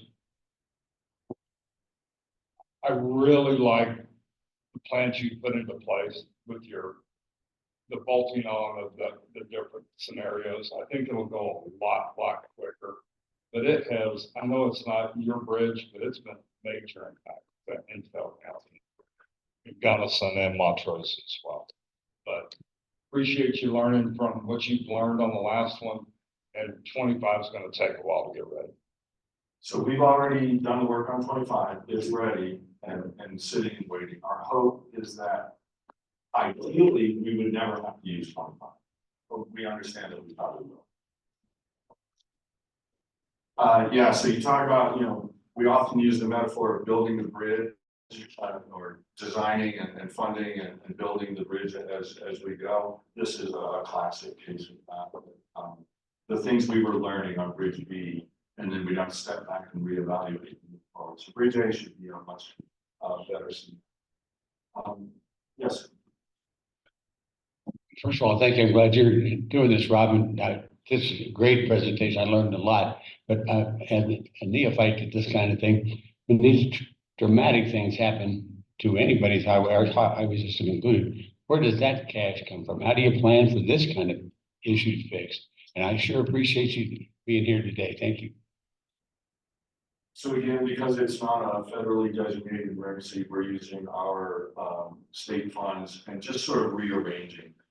So the money isn't going to delay or impact any other projects that we currently have going on, but there will be some long-term delay to some bridge projects because we're having to reorg. Our hope is that we can apply for federal grants that will help us to then supplement. Great job. The one thing I'd add to that, Tom, is the Transportation Commission has a savings account, basically, that they keep in reserve, and it's a contingency fund to basically initially infuse money at an emergency. A lot of times they get reimbursed if the federal designation is made and that savings account gets reimbursed. But in these cases where it's not, the commission just eats it. So, but it took a sizable chunk, and I don't know what that was and how they moved all that money around, but there is money set aside for instances where they can actually infuse funding right away, to help the staff get moving on things where they're not held up. That's how we got started initially, and we drained that, so. But that will be brought back, right? It's not like it'll just disappear forever. Okay, we have another presentation from you, and we got one question, so I There's want to make two sure back we have there. time for your third one. So go ahead, Cynthia. Oh, okay. Okay. So my question is actually 3 questions. I'm sorry, I'm so curious all the time. Will there be an after action review and a full on review of everything involving these 2 bridges with CDOT? My second question is, why weren't we declared a federal emergency on a highway like this? And then my last question is, are there other bridges in the state of Colorado, T1 steel, same age range that are at risk? I'll work backwards. The answer to the last one is no. These are the only 2. The second question was why not federal? Because a tornado didn't blow it over. Essentially, there was not a hurricane or a tornado or something, whatever that initiated. So FEMA, then that's kind of their criteria. First question was a review. Yeah, so in this case, you can rest assured that this will be looked at hard. First, from the inspection standpoint, and that actually has already been going on. And then second, from what we're doing out there now, and the fixes, there will be much of all of this in the subsequent years. Thank you, Rob. I think we take Raven's question and then we'll go into your third presentation. Go ahead. A quick comment. I just want to say thank you to your team and everybody that was involved. Our team was made aware of this and the Congresswoman immediately, and we've been invited to every single meeting. We've sat in on every single meeting. The updates have been great, and I think that's monumental when we're communicating with constituents. We were inundated with calls and worries from ranchers and farmers, and we've really been able, through your guys' planning and communication, to really be the bridge for some constituents. And I really just wanted to say thank you. Yeah, Thank you. We've done a huge effort with public outreach because we understand how this is affecting communities. And that public outreach and working together with Gunnison County, I can't even, it would be impossible to overstate how helpful Gunnison County has been in this whole event and working together. My motto for the since this started, it's really difficult to get a couple of 1,000 people to move in the same direction, what we're doing. So my next presentation is on planning. This will be a high level overview. Basically, we'll go through kind of the beats of where we're going over the next year, how we're going to approach it, and then wrap up with sort of a schedule. So you can see there's going to be a lot of outreach, a lot of meetings, step through them. So there'll be meetings in 24, town hall meetings. The TBRs where we're going to have the meetings, the MPO does their own plan, so that's why it's conspicuously absent from this presentation. So I don't need to go through the details in every meeting, but you can see, and this slide deck will be available to you as well. So we'll just a lot of outreach and connecting with communities to understand what are the needs, what's going on in your area, how do we incorporate this into our future planning, and all of this is to update what is the current 2045 plan and now do the 2050. So again, just reiterating the 2 big themes here, a lot of outreach to the affected areas and communities using our TPRs, and then a lot of trying to understand what the needs are, how do we incorporate that into our future planning. You can see the meetings are listed here for the TPRs. This is when we'll initiate this. and sort of the calendar of events. The idea here is that somewhere mid 2025, we will then be at the point of hopefully having a good understanding of the needs and developing our plan. And then the always interesting 10-year plan is a part of that as well. And okay, this is the last slide here, I think. The idea here is just all the colors of money we deal with as we're setting our plan and developing a plan. And we're trying to organize, so as we're getting input on needs, we're trying to identify funding sources that can help us solve those issues and meet those needs. Understanding that the capital construction on the right side is are the dollars that we are doing planning with the TPRs. The rest of it is just sort of operating stuff. But this is where we spend our time doing the planning. And the breakout statewide of the percentages of the RPP distribution funds. These are our most flexible dollars and where we have the most latitude. And that was super fast. It's a very in-depth process. We spend a lot of time. Mark is our planning manager, and Jesse supports him. And we do an awful lot of outreach to understand the needs and then incorporate that into our plan. Any questions? Questions either in person or online? Nothing Okay, online. go ahead. Okay. Thanks, Rob. We really appreciate you presenting. Great presentations. For the folks online, if you wouldn't mind raising your hand before you speak, the volume is very loud in the room, so we have to adjust it. So we can call on you, but it's very loud and kind of bursts our eardrums when it first happens. Quick question for you. I appreciate the map that you have of where the different regions and where money spent. Do you have a similar map as to miles traveled on those particular highways? Yeah, we could generate any data that you would desire. I don't currently now, we have to go to our traffic group to get that, but I mean, we have online databases that categorize all that information, and very quickly we can find out what our daily AADT is and things like that. So we keep track of it. It's very easy to come by. Yeah, I'd love to see it. Thank you. Any other questions for Rob at this point? Okay, go ahead, Mary Jo. It's not really Rob in your presentation. I'd like to go back to Barb. Barb, this is Mary Jo in Ghost Springs. Congratulations and welcome to the commission. I have a question back on your scenic byways note. I think you're right. It's exciting that we have the most scenic byways.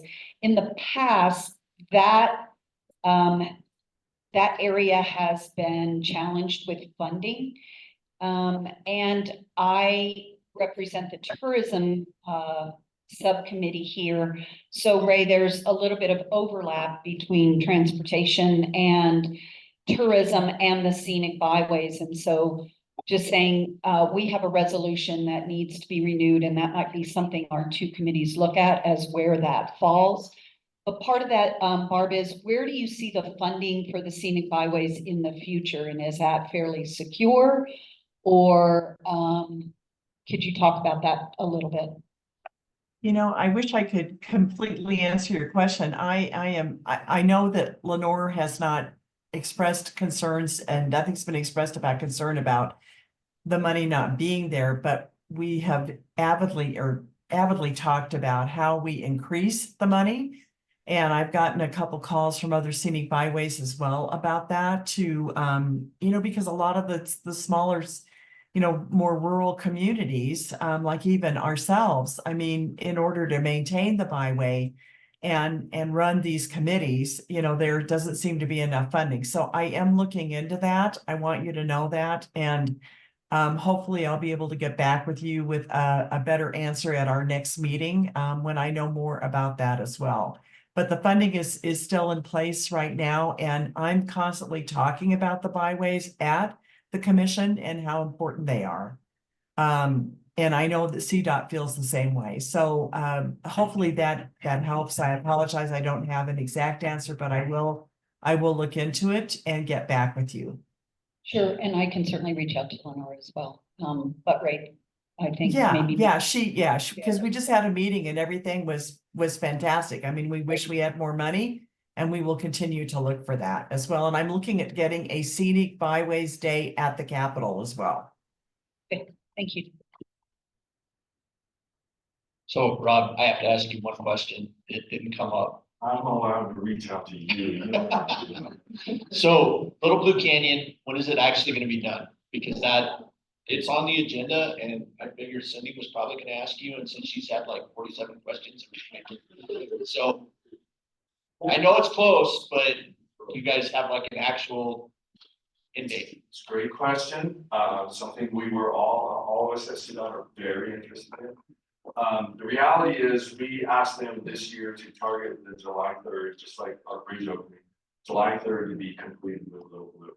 We came really close. There was, we have everything done except minor punch work things. And there was one drainage issue that showed up as we were doing our walkthroughs. So they're going to be doing that work. It will all be shoulder closures, maybe single lane closures, but it will be minimal. So we're almost there, just about to cross the finish line. We're hoping by the end of July, we should be pretty much done. And there will be, certainly at CDOT, a celebration internally, if not. So here's what we're gonna do. I don't want you to go away, but I would like to take the opportunity to do our last resolution. If we get through that and we get that resolution done, we'll go back to some more Q&A if we have some time. Does that work? Okay. So thank you, sir, for your presentation, and Cindy, we will get back. Thank you so much. So with that being said, and I hope Barbara, you'll stay online here for a little bit longer if you can.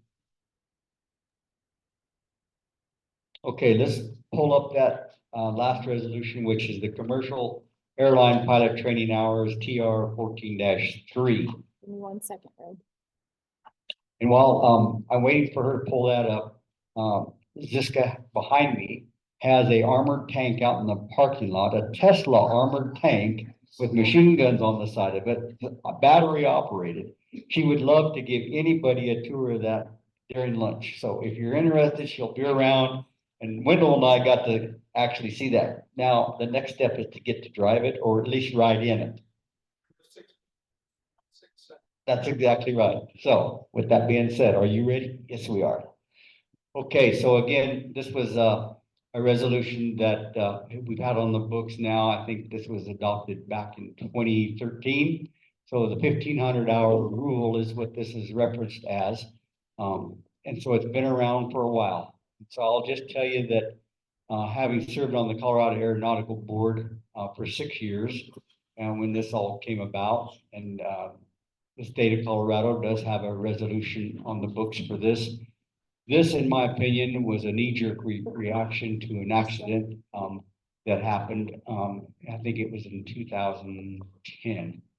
Anyways, right in that time frame, and then they came out with this 1,500-hour rule, increasing pilot training hours from 250 hours to 1,500 hours, which is really way over the top. It's a piece of legislation that probably should not have.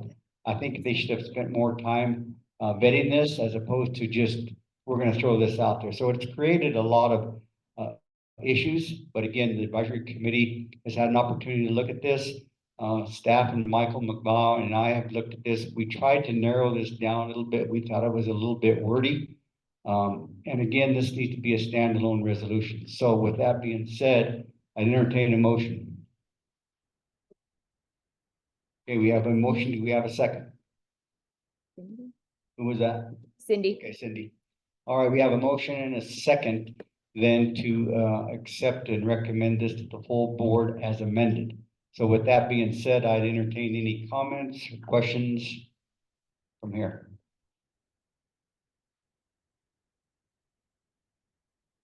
Or anybody online. Okay, Cindy, I'm just gonna say this looks very good to me. did you get that in writing? Did you put that It's on the down? recording. Good to know. All right, so Oh, I don't have any opposition to this. I just have a question of, is there any movement to reduce the number of hours of training? that is a very good question, and in fact, the only movement, not from the legislature so much, but there are ways to reduce the amount of hours through education, and I think that's stated in the resolution that we have before you, that there are certain issuances or education waivers that will reduce training hours and reduce the looming shortage of pilots. So it could be reduced as much as to 1,200 or to 1,000 hours, depending on that education piece and how it's accepted and adopted. Does that make any sense? Okay, any other questions, Tom? Yeah, it kind of troubles me that I'd like to see something that says specific what the requirement should be, because I agree that 1,500 hours is excessive to be able to fit that role. I don't know if the number is 500 or 1,000, but if this is not comprehensive to have at all unless it's specific about what it's going to say to me. So with this resolution, in my humble opinion, I think that keeping this on the books and we review our resolutions every 5 years. I think we get to the point where, yes, we renew it, recommend it to be renewed, and see where this goes in the next 5 years. Now, Tom, that is a good question, but let me just read to you my comment that I had made earlier about this thing. It says, Michael McBow and we met several months ago to discuss the aviation resolution before you. We shortened up the resolution by deleting the third and fifth whereas statements. We also eliminated the first now therefore be it resolved in a statement, and that last be it further resolved. When the federal government mandated the 1,500-hour rule, it was a knee-jerk reaction to an aviation accident that happened in 2013. And we don't foresee this rule changing anytime soon. Since the rule was signed into law, a lot of other things have happened in aviation, and this is really important in the aviation world, and not all of it has been pilot related. So with that being said, as you know, airline operations have had its share of mechanical and electrical issues. Cost to fly has increased. Delays seem to be more and more common these days. And the fact that by putting this rule, this overreach piece of legislation on our pilots, it's also had a reverse effect, meaning that these pilots get very tired because there's few of them that have those type of hours to qualify. So it makes it I think it's a safety issue. So my point is that the pilot shortage shouldn't be totally blamed on the 1,500-hour rule, as many things have happened. And so the requirements, I don't know what those are, and I don't know where we'd get those put in a resolution, but I think we at least addressed it. Shauna Grieger, I just wanted to, with this, I think it's a really good foundation so that if they do have a movement or anything to reduce those hours, we can support it and have our director actually be able to act on this swiftly. If we don't have this in place, we're gonna have to get the committee together and then figure out where to go from there. So I think it's vague enough to at least give support to the director and to the organization so we can act quickly if there is something that comes along. Including being supported more reasonable growth. Exactly. Just a quick comment. It says in the first paragraph, they took it from 250 to 1,500. And then in one of the 1, 2, 3rd, whereas it says there's no support that increasing training hours by a factor of 6, enhanced flight safety. So somewhere between 250 and 1,500 would be an improvement. It is in there. Yeah, good point. Okay, are there any other questions, comments? Okay. I think we'll go ahead and call for the vote then. All in favor of accepting this amended resolution signify by saying yes. Yes. Opposed, say no. Thank you, Wendell. All right, motion carries. So that went a lot better than we thought, but thank you to the advisory committee that we actually accomplished this and did our homework beforehand. So I applaud the advisory committee and our staff for helping us get this to the point where we could actually have a really good dialogue and acceptance. So thank you for that. Now, we still have about 10 minutes. We get to go to 10:15. So with that being said, we still have Barbara on the line, I would assume. And we also have Rob in the audience. So now if anybody has more questions about the bridge and or any other project that CDOT is undertaking, this would be the time to voice your comments. And then Cindy. So I don't know for who gets this question, but since there was so much disruption in Little Blue Canyon, have there been rock slides through the winter, and what's been the issues through the couple of winters as we've experienced all of it? In Little Blue in particular. So they did a lot of blasting and improvements and a lot of scaling in the canyon and other mitigations where needed. So we haven't seen any rockfall incidents that weren't associated with construction or brought about because they wanted them to come down. There was a minor slip or slide that was mitigated as construction was going on. And then the drainage issue, which is a slope stability issue that they're currently mitigating.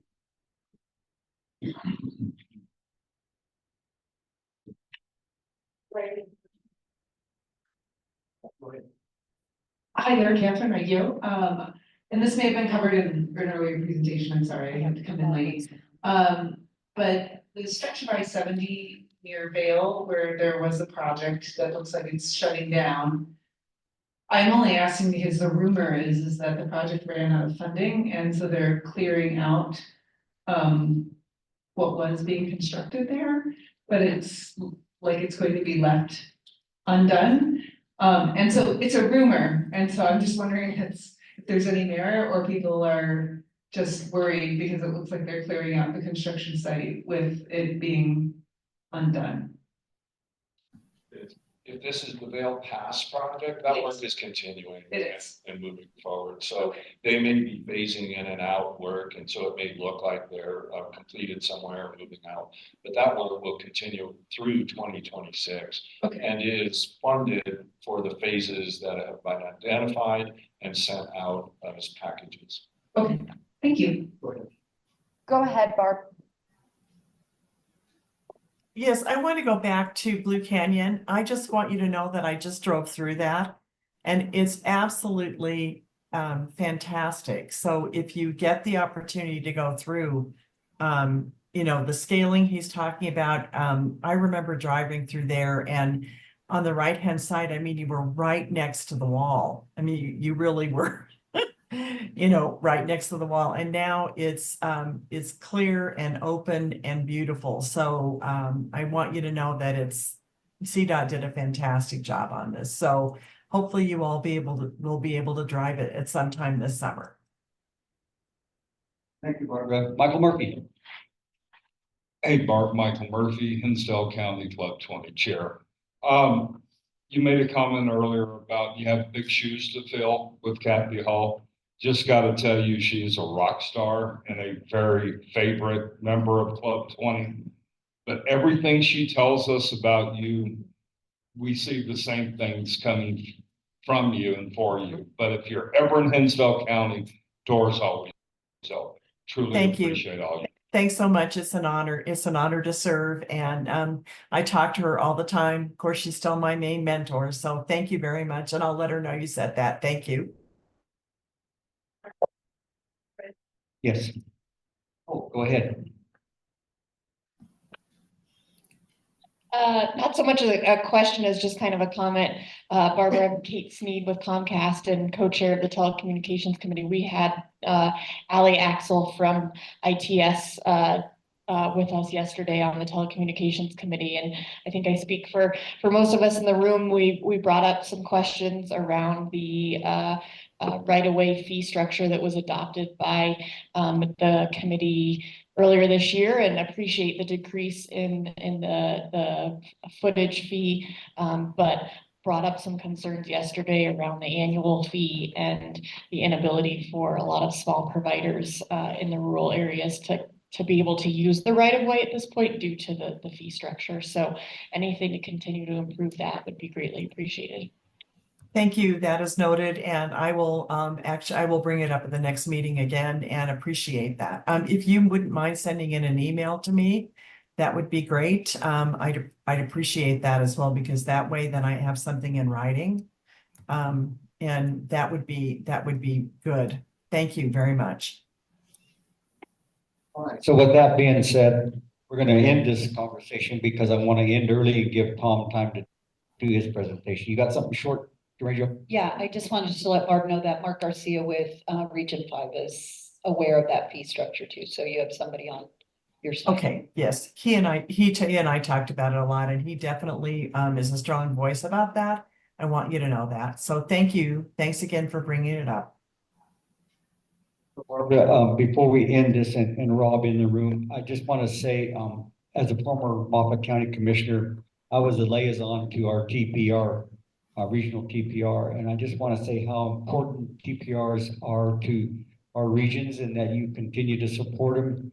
I think, CDOT has a lot on their plate, but I can tell you that is one thing that is very critical to planning for our rural highways. So thank you for that.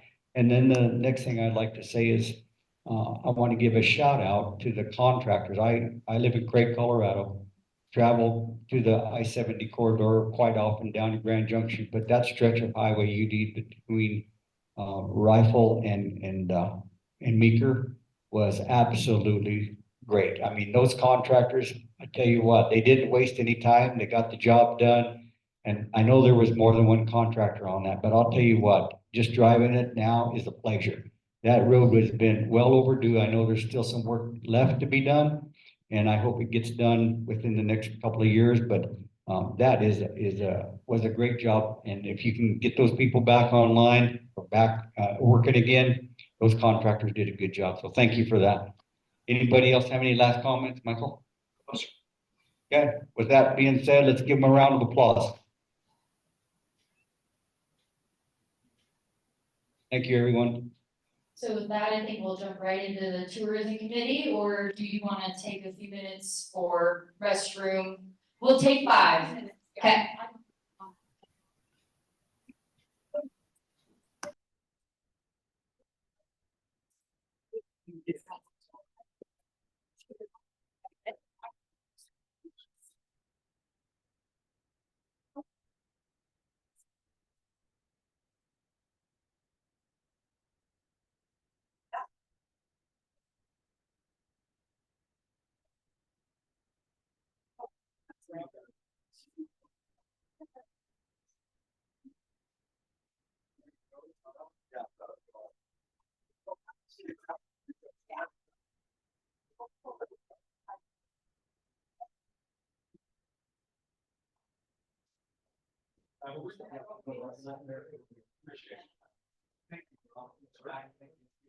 Little bit of nepotism.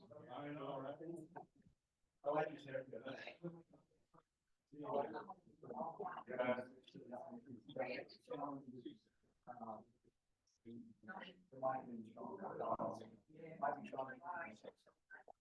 is this your the tourism and transportation? Okay, but it might be not.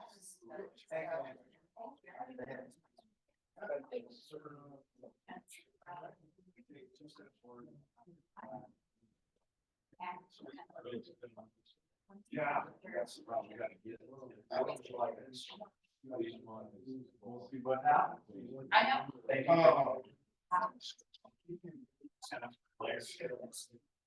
Yeah. Okay.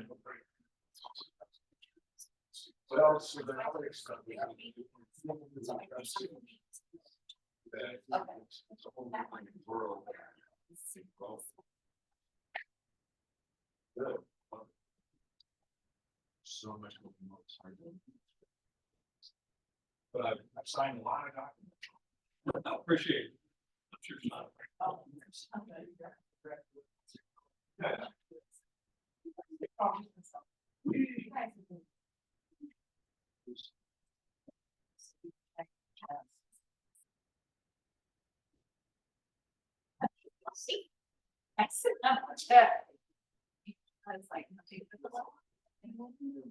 Yeah. And they're like 6 years. Like, yeah.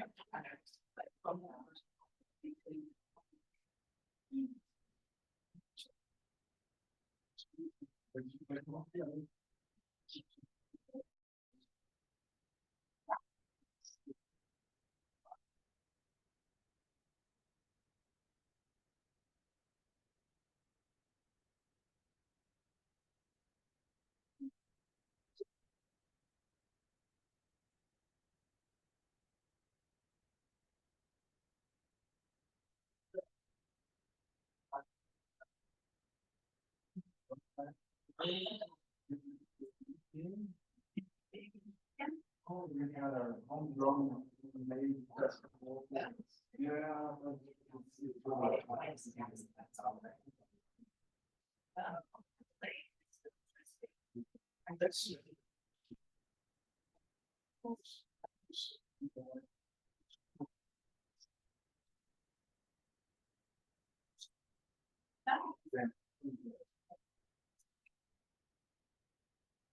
That's already. We're trying to go, We're gonna try and go early, so well, it's not. Yeah, we're ready. If everyone could start making their way back into the room, we're gonna get started.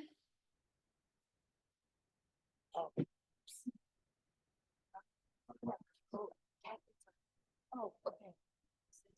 Either or, because those go to those two. Okay.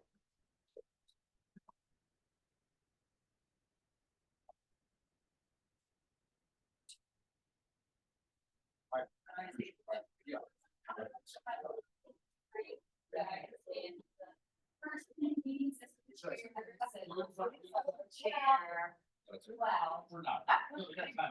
Good to have a job.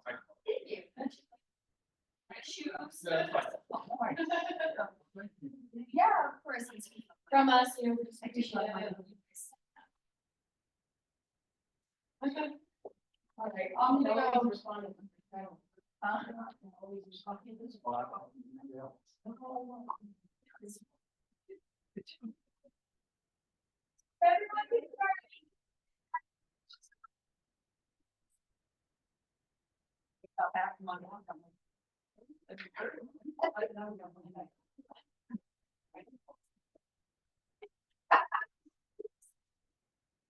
Somehow I got chasing down. Yeah, that's right. I mean, am I?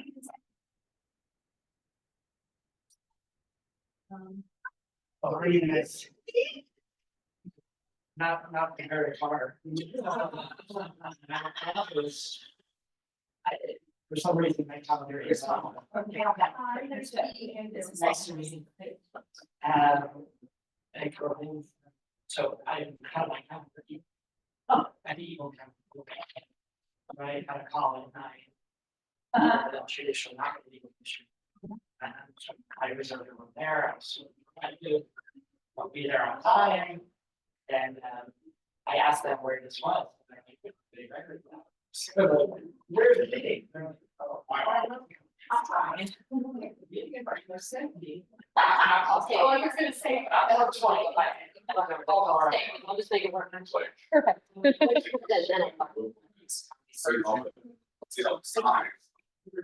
I guess I got to throw the, see my friends at the county and then come back here and see my friends here. All good. It's all good. I didn't think my office. You know, I was like, I know I saw it, but I'm not gonna go through and. Oh, shoot. I know. I know, I remember that. I don't know how that was. We are getting started.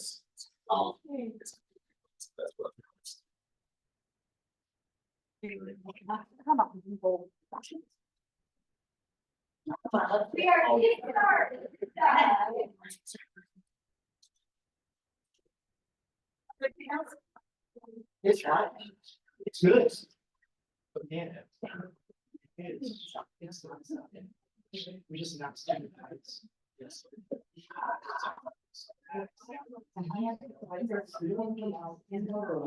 No, Steve, yeah, no, I didn't. I know. Oh.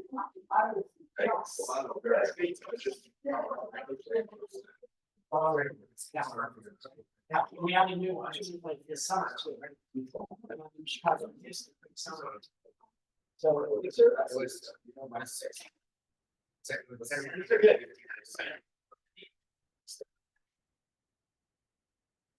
Okay, folks, if we could have your attention, let's get us started so that we can end. I know people have places to go, especially back home. So first off, I know you've heard it before, but we're going to do a few reminders. Count 1001, 1002. If you're going to use the microphone, please speak into it clearly. For those online, if you have the opportunity to raise your hand, use that little icon and raise your hand, because what happens is it comes in here and it just really blasts us out of the room. So if you could raise your hand so we could recognize you and adjust our volume, we'd greatly appreciate it. And those also virtually, if you could mute yourself if you are not speaking. And please stick around. We have a great lunch planned for today. And can you remind me who do we have a lunch sponsor? We do not, but we have a lovely host of CMC. Excellent. And Katie's not here, or Catherine's not here, but we want to thank Colorado Mountain College as well. We have an exciting report out for you today. We're going to start out with a project that we are working on years in advance. It's the America 250 Colorado 150. There is a name for it, and I'm not going to say it. So I'm going to leave that up to Katie to talk about, you can pronounce what the is, because I'm not going to do that. So let's start off, please, with Katie Roach, who is the program director for the Colorado portion of the America 250 Colorado 150 Commission. Hi, thank you so much for having me. Can everyone hear me okay? It looks like it. Okay, great. I am Katie Roach. I am the program director for the America 250 Colorado 150 Commission. And I'm here today to just speak a little bit about what is coming. It is 2 years away, this giant anniversary. And here's this fun word. We are calling it our sesquicemi-quincentennial. And I'm going to go ahead and share my screen really quickly, but bear with me because I am not, oh, I don't know that I can share it actually. You should be able to, but let me just make sure. We'll add you as a co-host. Okay, great. Yeah, it's giving me, uh-oh. That was interesting. Okay, there we go. And it looks like, aha, there we go. Can you all see this now? Yes. Okay, perfect. So here is this ridiculous word that we love to say, the sesquicemi-quincentennial. I do want to report out that I actually just arrived from Washington, D.C. late last night, where the America 250 National commission was hosting a conference, and Jason Hansen, who is one of our commissioners, and I both taught a room full of statewide representatives how to say this. So don't worry, it'll only take you a couple of months until you're fluent. But we are calling this our sesquicentennial. So in 2026, the United States will mark the 250th anniversary of the signing of the Declaration of Independence. Because we are the centennial state in Colorado, we will also be marking our 150th anniversary of our entrance into the Union. We really are the only state that gets to say that we have two celebrations and commemorations the same year.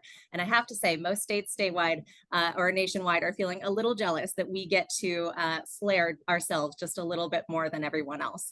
But we do like to call this our sesquicentennial because it is such a uniquely Colorado moment. And I'm going to go into just a little bit about what the commission is, what we are hoping to do, and what we do see this as an opportunity to do. So the sesquicentennial, we believe first and foremost, is an opportunity to do a couple of things, to commemorate our shared history in Colorado, but also to create moments of opportunity and those moments of adventure and exploration around our state, really to highlight what makes us so special in the nation. So these three bottom bullet points, and I'll go ahead and read them out for those of you who may not be able to see, I don't know how far away your screen is, represent the mission and vision of the America 250 Colorado 150 Commission. They really are focused on a handful of things. Number one, they want to celebrate Colorado by acknowledging our complete history. They would like to honor that which makes Colorado unique, and they want to do this really to ensure that there are opportunities and moments for unity and community throughout 2026. The commission itself was founded in 2022. Commissioners are representing a variety of both state agencies and Colorado constituencies. For example, Jay Seaton on the Western Slope, I'm sure many of you know him. He is one of our commissioners representing the business community. We also have representatives of Colorado's Black community, Asian community, philanthropic community.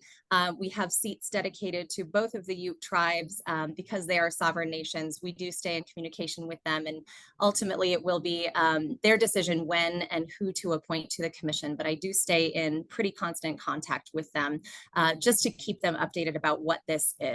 So what are we doing as a commission? Number one, the commission knows that we really are going to be seeing this commemoration unfold in a couple of ways. Number one, the commission itself is creating signature initiatives. This is going to be a variety of programs that the commission actually is developing and funding for, really intended to be broad platforms of engagement around these big three themes here that you can see. And I'll detail some examples of what these look like in a moment. But number two, we also know that local communities will be developing their own programming, creating their own celebrations and moments to come together. And so the commission is looking very much to support those efforts and to encourage local communities to get involved with this in the way that feels right for their particular community.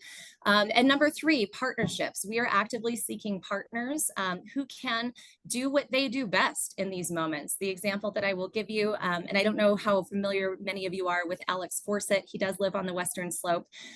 He is the director of statewide engagement for Rocky Mountain Public Media. They reached out recently. They are interested in participating in this. The National Western has let us know that they are very interested in creating programming around this.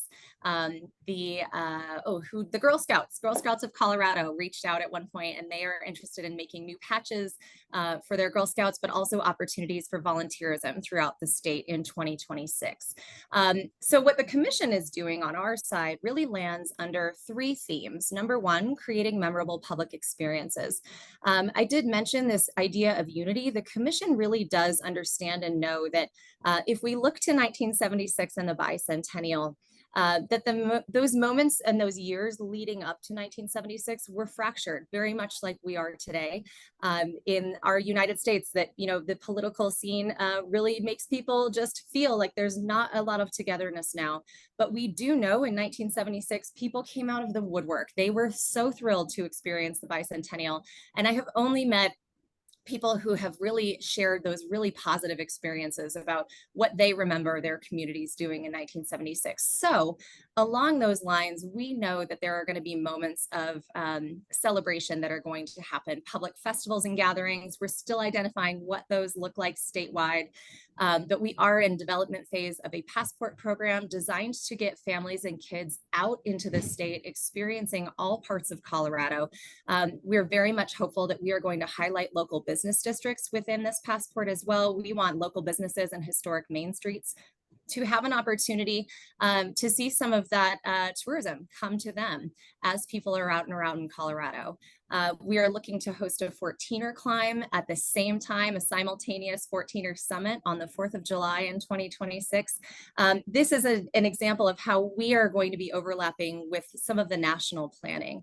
The America 250 Semi-Quincentennial Commission is planning a variety of what they're calling tentpole initiatives. One of these is called America Waves, in which they want a moment where folks from all over the nation get out at the same time and wave an American flag. And because we are Colorado, we should be doing that from the top of 14ers, just simply because we can. We are also working with History Colorado's team of experts here who are looking at creating a portrait of Colorado at 150. In essence, this would be a way for History Colorado's team of experts to go into at least one community in each region of Colorado during 2026 to help lead a community storytelling program, really helping to support each community tell their own story in the way, again, that feels right for them. There are going to be moments to commemorate our shared history. This is where some of that new scholarship will come into play. We have already heard of a handful of books planning to be published in 2026, really specifically around this. We believe that this truly is a once in a generation opportunity to create the opportunities for people to know and understand Colorado's shared history, and to know and understand that 1876 wasn't just the start, 1776 wasn't just the start. In our legislation specifically, we are charged with telling Colorado's history really in the time that predates the founding of the nation and the state. So we are trying to make sure that we are being thoughtful about our inclusivity and our communication with both Ute tribes here in Colorado. I mentioned that they do have seats on the commission. In addition, we have 2 more tribal representatives who will be joining the commission at a date to be soon announced. They will be chosen by Governor Polis, but they will be people who represent tribes with historic ties to Colorado as well. So we are understanding very much that this is something that provides us in Colorado, but also teachers an opportunity to make sure that we really are fleshing out and understanding this entire history of our state and how it has brought us to where we are today. Finally, I can't acknowledge any of this without the elephant in the room, and it's the question that I get all the time when I am traveling around the state is, will there be money to do this for local communities and local organizations to create programming? The commission is very actively working with a fundraising team in order to create a grants program. Our goal is to find $5 million that we can connect with organizations throughout the state to support their efforts. We also will make our logo free and available to the public for any organization who wants to use it so that they can co-brand and find those unified branding and awareness building opportunities. And on our website, I will have a statewide calendar of events that anyone can upload their local events to. I do like to say the commission has quite a large bullhorn, and we are very much hopeful that people will use it and that we can really amplify those things that are happening throughout the state. So these are the ways I mentioned just briefly about the, sorry, it's my screen is blocking me, about some of our unified efforts in logos and in statewide calendars, but I have not yet mentioned the folks who you're going to be hearing from next. We have a regional advisory panel that was dedicated by legislation as well. I am so deeply thankful for all of their wisdom that they bring to us. We have representatives, at least one per each region throughout the state. Joining you here today is Chris Romer, who I believe is in person, but I can't see him there. Ellen Roberts is online. Zebulon Miracle is online. Terry Reed is online as well. And all four of them do represent the Western Slope.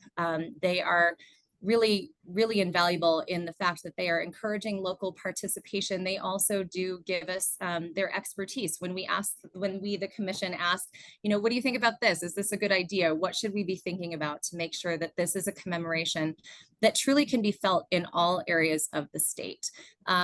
We, the commission, are also looking very much to encourage local counties to issue proclamations. Adams County just recently adopted a proclamation really declaring their intent to participate with the commemoration in 2026. So I won't take up much more time on that, but I will just go to this next slide here, which, oh no, I am frozen and not able to move. Oh gosh, I'm really hoping I can even stop sharing. All right, I'll skip that last slide. Suffice to say, it is a slide, and I am not here to ask you for money, but it just highlights that we are actively seeking funding opportunities from around the state. I mentioned that we are trying to link up with local foundations. We also are going to be launching a branding and merchandise effort, the profits of which will go into a community grants program.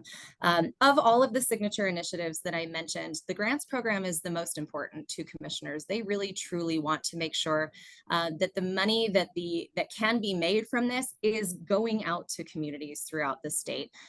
So I'd like to pass it off. I believe, Ellen, am I right that Chris is up next? You know, he was coming in from another meeting, so if he's not there, we can go to Zeb, and when Chris does arrive, he can jump in.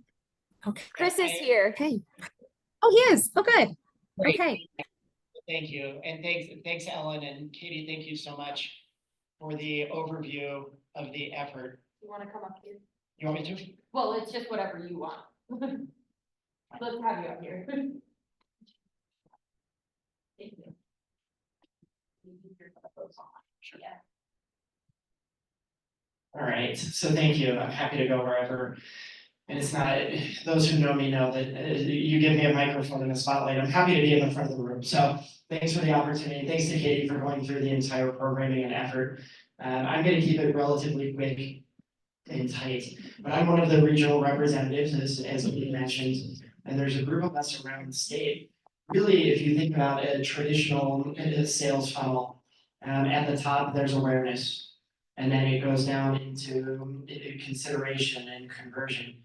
We're right now 2 years out on the awareness focus, working with chambers of commerce, destination marketing organizations, civic organizations, Rotary clubs, VFWs, as many different groups as we can, certainly in towns and counties and special districts and community groups throughout each of our regions to make sure they're aware of this effort and what opportunities exist. So we're really in the awareness stage right now, working to ensure that this is on everybody's radar, make sure that they are communicating out to their local communities as well. In our case, here in Eagle County, we're part of the Rockies Playground region, which consists of most of the mountain region, and really just working to make sure that people have that high level awareness.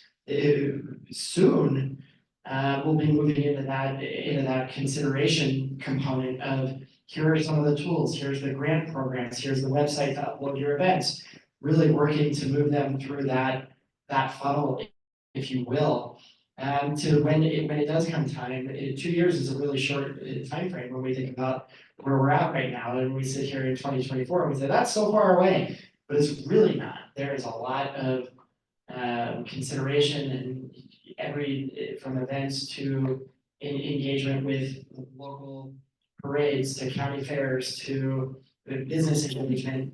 It really does need to be on people's radar now so that they can be thinking about it in those destination marketing organizations and the civic clubs that I mentioned, of how they engage their own local communities and school districts. And this is, you can see as I go through the different list of groups that we are reaching out to and trying to engage in this effort is really, it's a really deep effort when you think of all four corners of the state of Colorado. So those regional representatives, such as myself, are really working hard to absorb all the information, learn how to pronounce the words. I'm not there yet, so you notice I'm not trying. Been really working again to make sure that this doesn't surprise anybody. I think from my perspective, I know that there are going to be people who say, gosh, I wish I had heard about this earlier. Because it's really hard to make people think 2 years in advance when they're so focused on what's happening today and tomorrow. And there's so much other noise out there of different things going on. But it can be and should be a big statewide celebration. It's something that everybody should be able to rally around, as Katie said, and really be a point of pride. Certainly nationally, and we have that unique position to have our 150th at the same time. So for Colorado, we could be a shining example through the state, and I think that's our goal. And working with those local groups to make sure people and towns and organizations and everybody knows how to participate in the grants. And I think that's the big picture for me, unless there's anything that Katie or Ellen wanted me to hit on as well. Do you have a question, Barb? Yes, hi, Chris, it's Barb Bowman. This is really exciting, and we've already talked about it at the Museum of the West in our board meeting.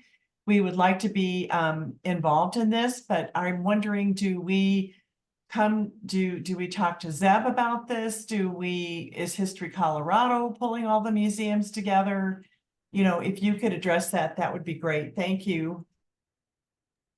Yeah, I actually, and Barb, it's good to hear from you and see you in the little corner of the screen there. I'm gonna defer to Katie and Zeb on exact tactical efforts for the museums. Zeb, do you want to go ahead and talk about some of the local efforts there? And then I can add a couple things.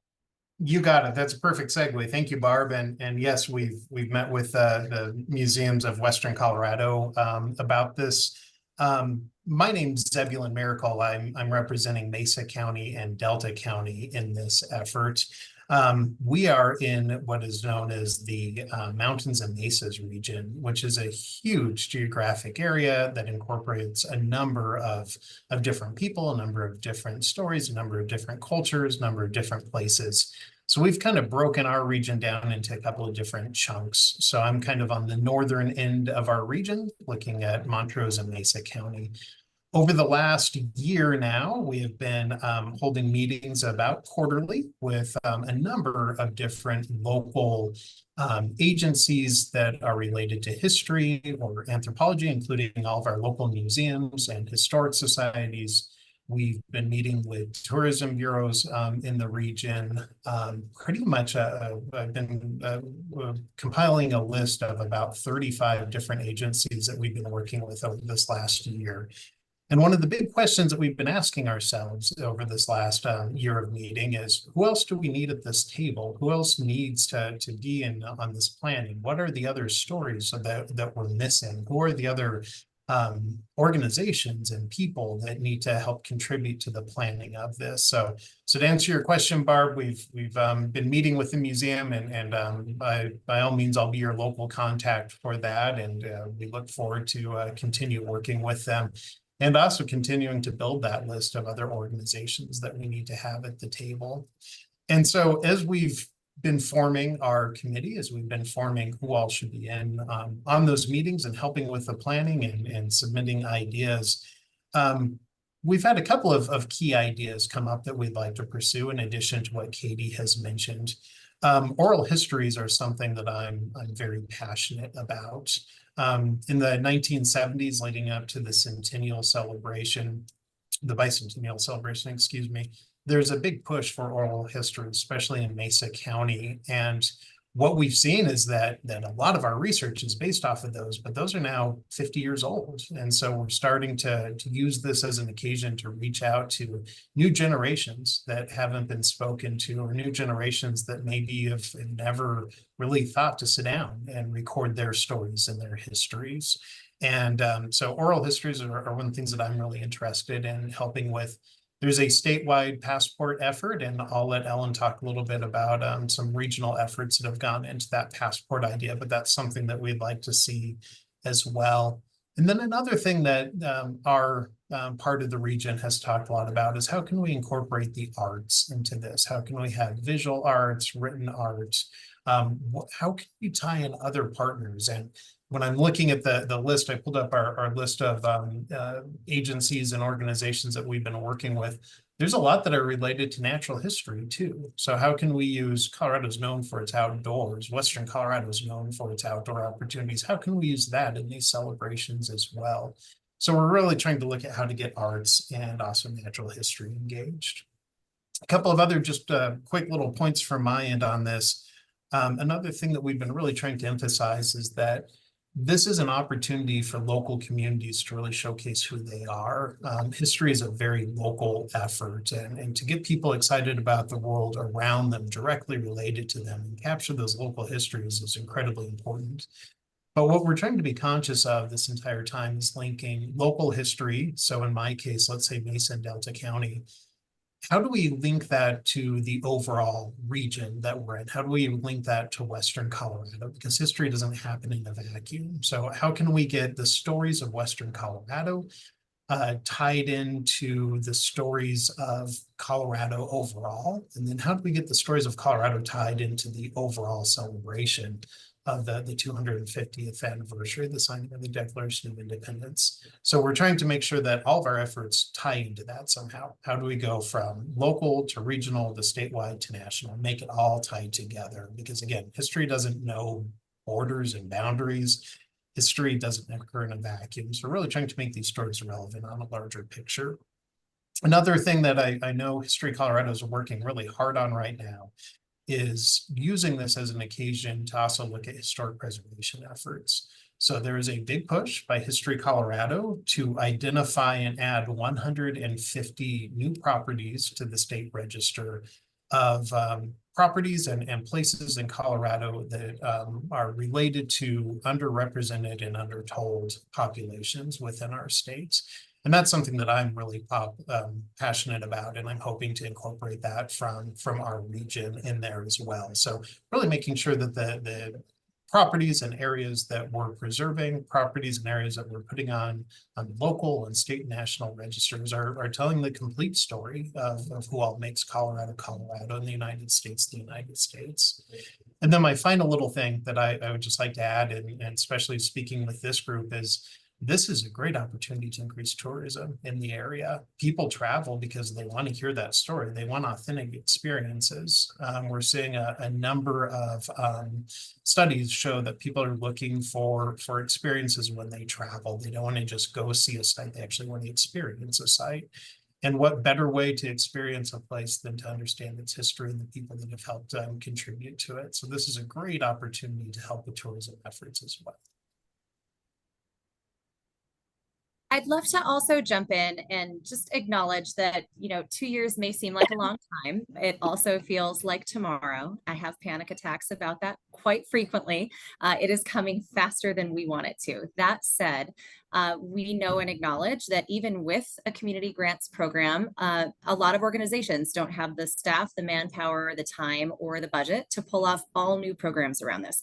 The commission knows and understands that. So we are very much encouraging new programs when it's possible, but the alignment of existing programs. We know that a lot of this work that Zeb is mentioning is already happening. We know that museums are already planning their exhibition schedule for 2026. And a lot of this has to do with local history, Colorado history, previously untold stories. So that's where we're really encouraging that co-alignment. Go ahead and do that work, put our logo on it, amplify it through us.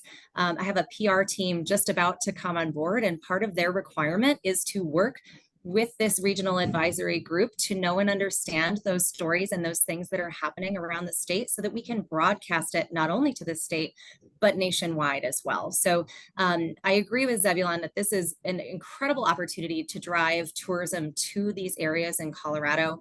One of our commissioners is Timothy Wolf. He is the executive director of Colorado Tourism, and he is thinking about this constantly. How can we get people throughout the state? And then before I pass it over to Ellen, I would like to just point out some of you who may work for the state or have interactions with state government. Governor Polis did in January this year sign an executive order directing all state agencies to create programming around this. So we actually have just been receiving all of those program proposals. I worked really closely with their agency representatives to ensure that where possible, state agencies can support these signature initiatives. And so, you know, working with the Department of Natural Resources to identify where and how the best way to get people to our local state parks, our local community parks, things like that. Where can we focus on historic signage? So we do have that level of support now in Colorado, which I'm extremely proud to say, as far as I know, we are the only state in the nation that has this backing us up right now. Other states are considering it. I have heard there's an executive order on President Biden's desk doing the same, but we were there first. So we're really excited about that. Ellen, I'm going to pass it over to you. And good morning. I am a former Club 20 member. I know what a powerful group this is, and what I really appreciate is the ability to network with the Western Slope through Club 20. So thank you, Mary Jo, for getting us on the agenda and giving us a chance to talk about this.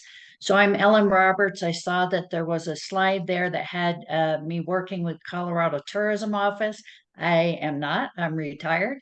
And somehow I failed retirement because I've taken on this task for Southwest Colorado, and it has grown from a little volunteer gig to something much bigger. But I'm really happy and proud to be involved with it because I think we do have a great window of opportunity, particularly on the Western Slope, to tell our story and to know our neighbors better as we continue to have the population growth out onto the Western Slope. There's a lot of people who haven't been here for a very long time, and there's a lot of people coming to visit. So Katie and Deb and Chris have done a great job kind of teeing it up.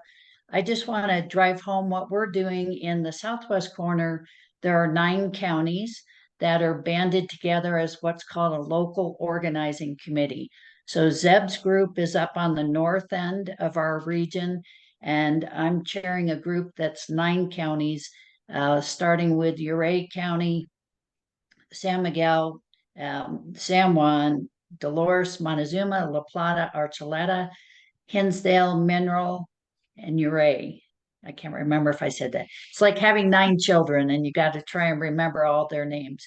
But it is a great opportunity for us to try and draw tourism dollars, to be frank, from the Front Range visitors as well as internationally.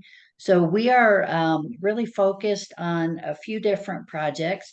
Katie mentioned that the state is talking about a passport, which would be virtual. And we're talking about doing a regional hard copy passport.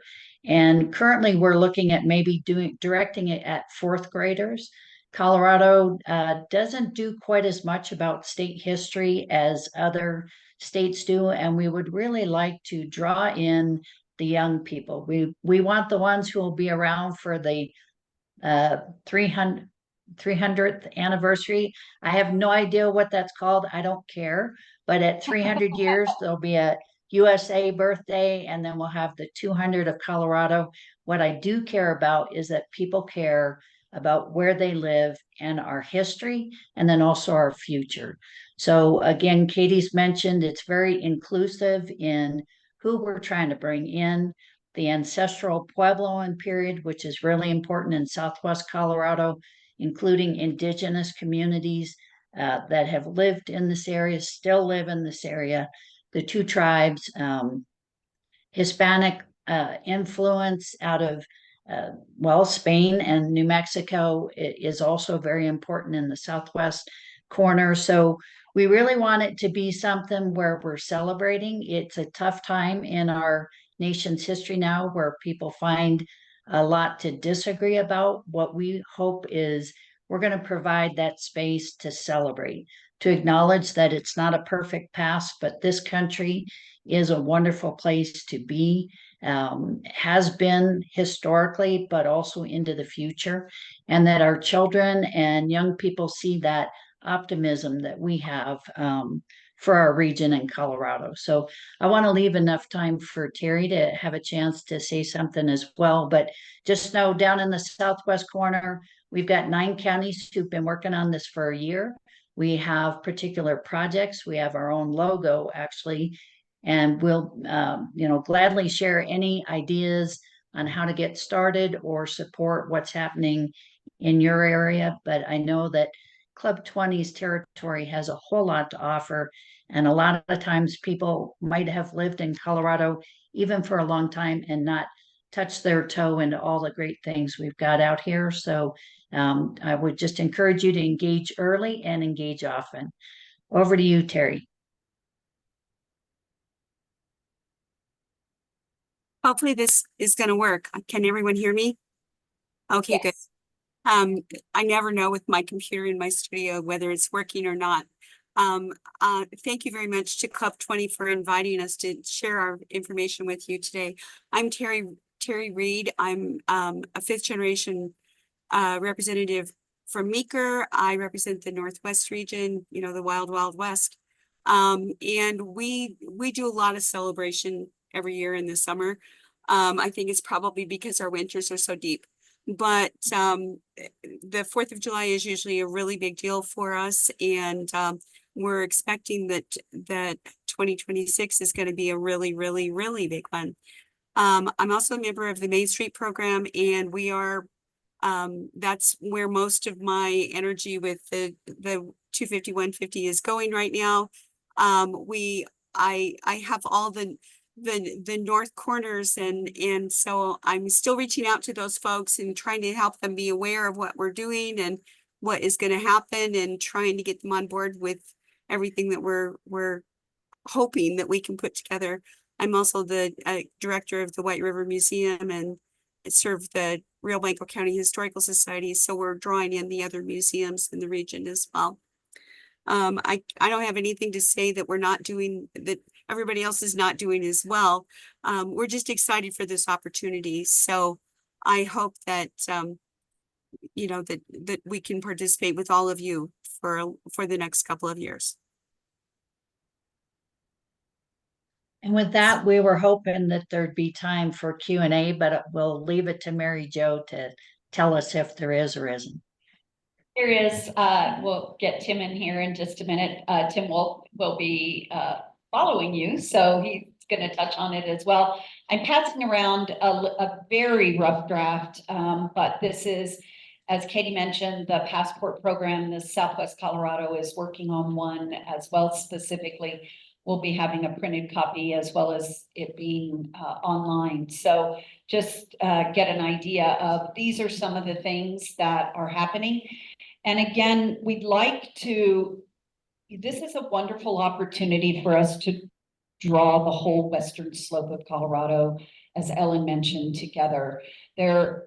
What we're focusing on in the passport that we're handing around is, or passing around is, some of the hidden gems. You know, everybody knows some of the big points in your community. Certainly we have the train, there's, you know, Pikes Peak, there's a lot of things, but what are some hidden gems in your community that you can be focusing on, as well as Chris mentioned, talking to your Rotary clubs, your community organizations. Many of your counties also have their own celebrations. I know Pagosa Springs in Archuleta County, while it's not 150, we have 140 or 135. I know Lake City just did one, Silverton. So celebrate those landmark anniversaries as well, and really gather your communities together and let's make a big splash. You know, we joke with another another group that I'm on, that we're not the Southwest region, we're the Southwest region. So, please, kind of highlight again the Western Slope. Chris, do you have anything else? You're next to me. No, nothing else to add unless you guys have questions. Right. And we're all here for questions. Michael?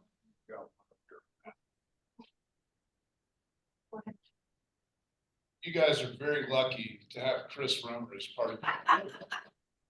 He's the master of top 5 lists. And so my question is to Chris, have you created a series of top 5 lists to support this project that would entice the engagement that you get every Sunday on your Facebook page? Thank you, I think.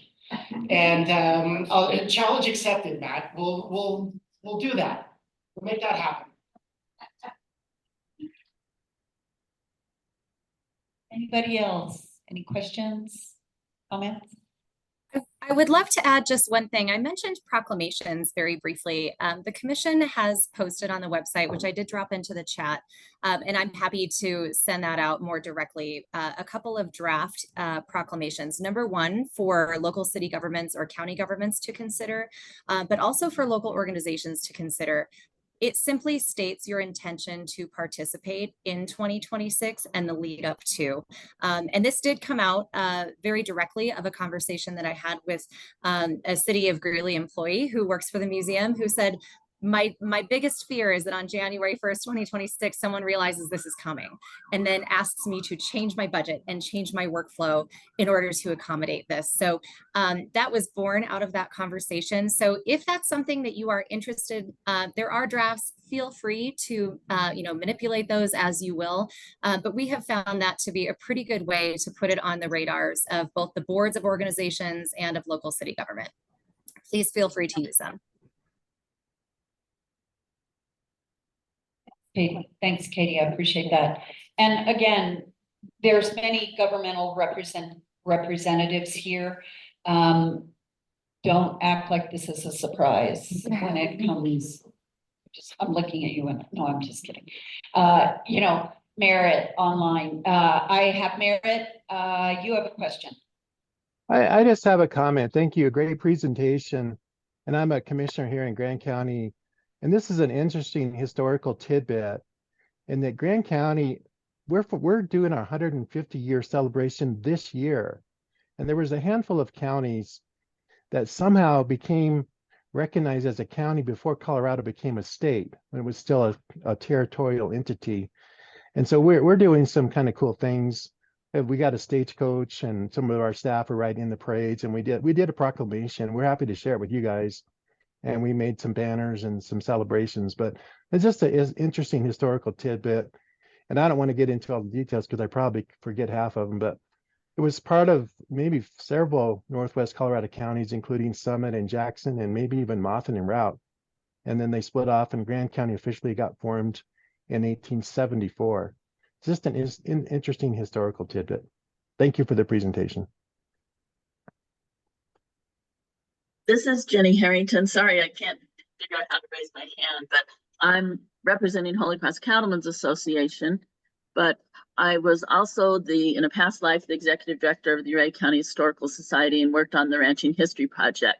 I wondered if anybody has talked about cooperating with some ranches, farmers markets and such to recognize the importance of agriculture, not only the history, but the living history of what's going on right now and how we keep these family ranches and agriculture operations in business. That was kind of some goals up there. We did some ranching history books for the Ridgeway Library and different things along that line, and some tours of Vince Contney's Last Dollar Ranch, his Centennial Ranch, and things like that. So people would start to recognize what ranches actually do, providing great ecosystem services. So I think there might be a missing piece there.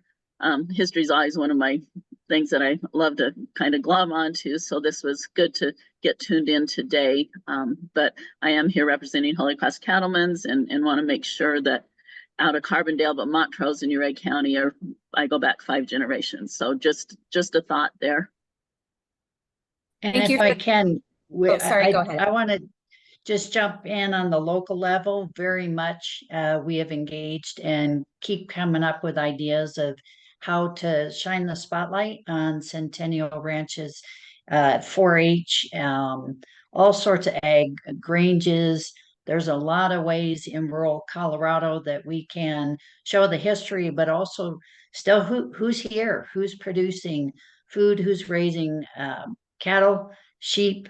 We've got lots to show, and that's why, again, to the tourism committee, we want to bring people out, because if all they know of Colorado is the I-25 corridor from Fort Collins to Pueblo, they don't know the whole state. And this is our chance to show them and maybe deepen the appreciation, not only for the agricultural heritage, but also the issues that are dealt with on a daily basis. That's why I think Club 20 has a key role to play here.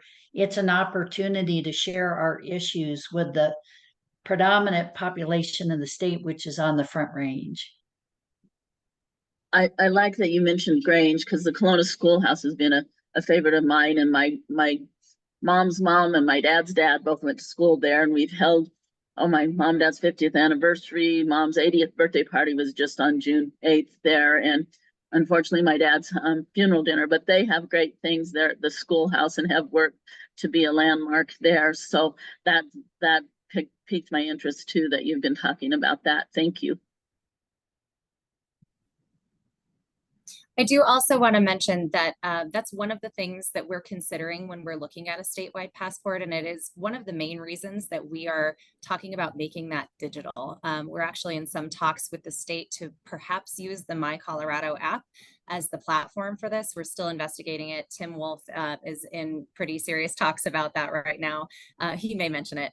But one of the reasons that we're really hoping to leverage a digital platform is that it does give us flexibility to change and highlight as events are coming up. And the Department of Natural Resources really wanted to make sure that we were considering how to incorporate ranches and making sure that we can highlight where Colorado's food comes from to these city kids. And so really that is something that they specifically said in a meeting. I'm happy to connect on that offline because I don't want to take over too much of your agenda here, but it is something that we are considering, how really to incorporate those local opportunities within that.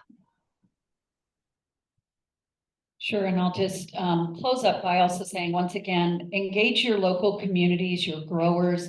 It's a perfect opportunity for your farmers market, for your farmers, your breweries, your distilleries, all of those to really engage, whether you do something locally and really highlight it that year. So those of you who do parades, just remember the whole concept of, and it is going to be upon us, and we'll wait for those 5 top lists.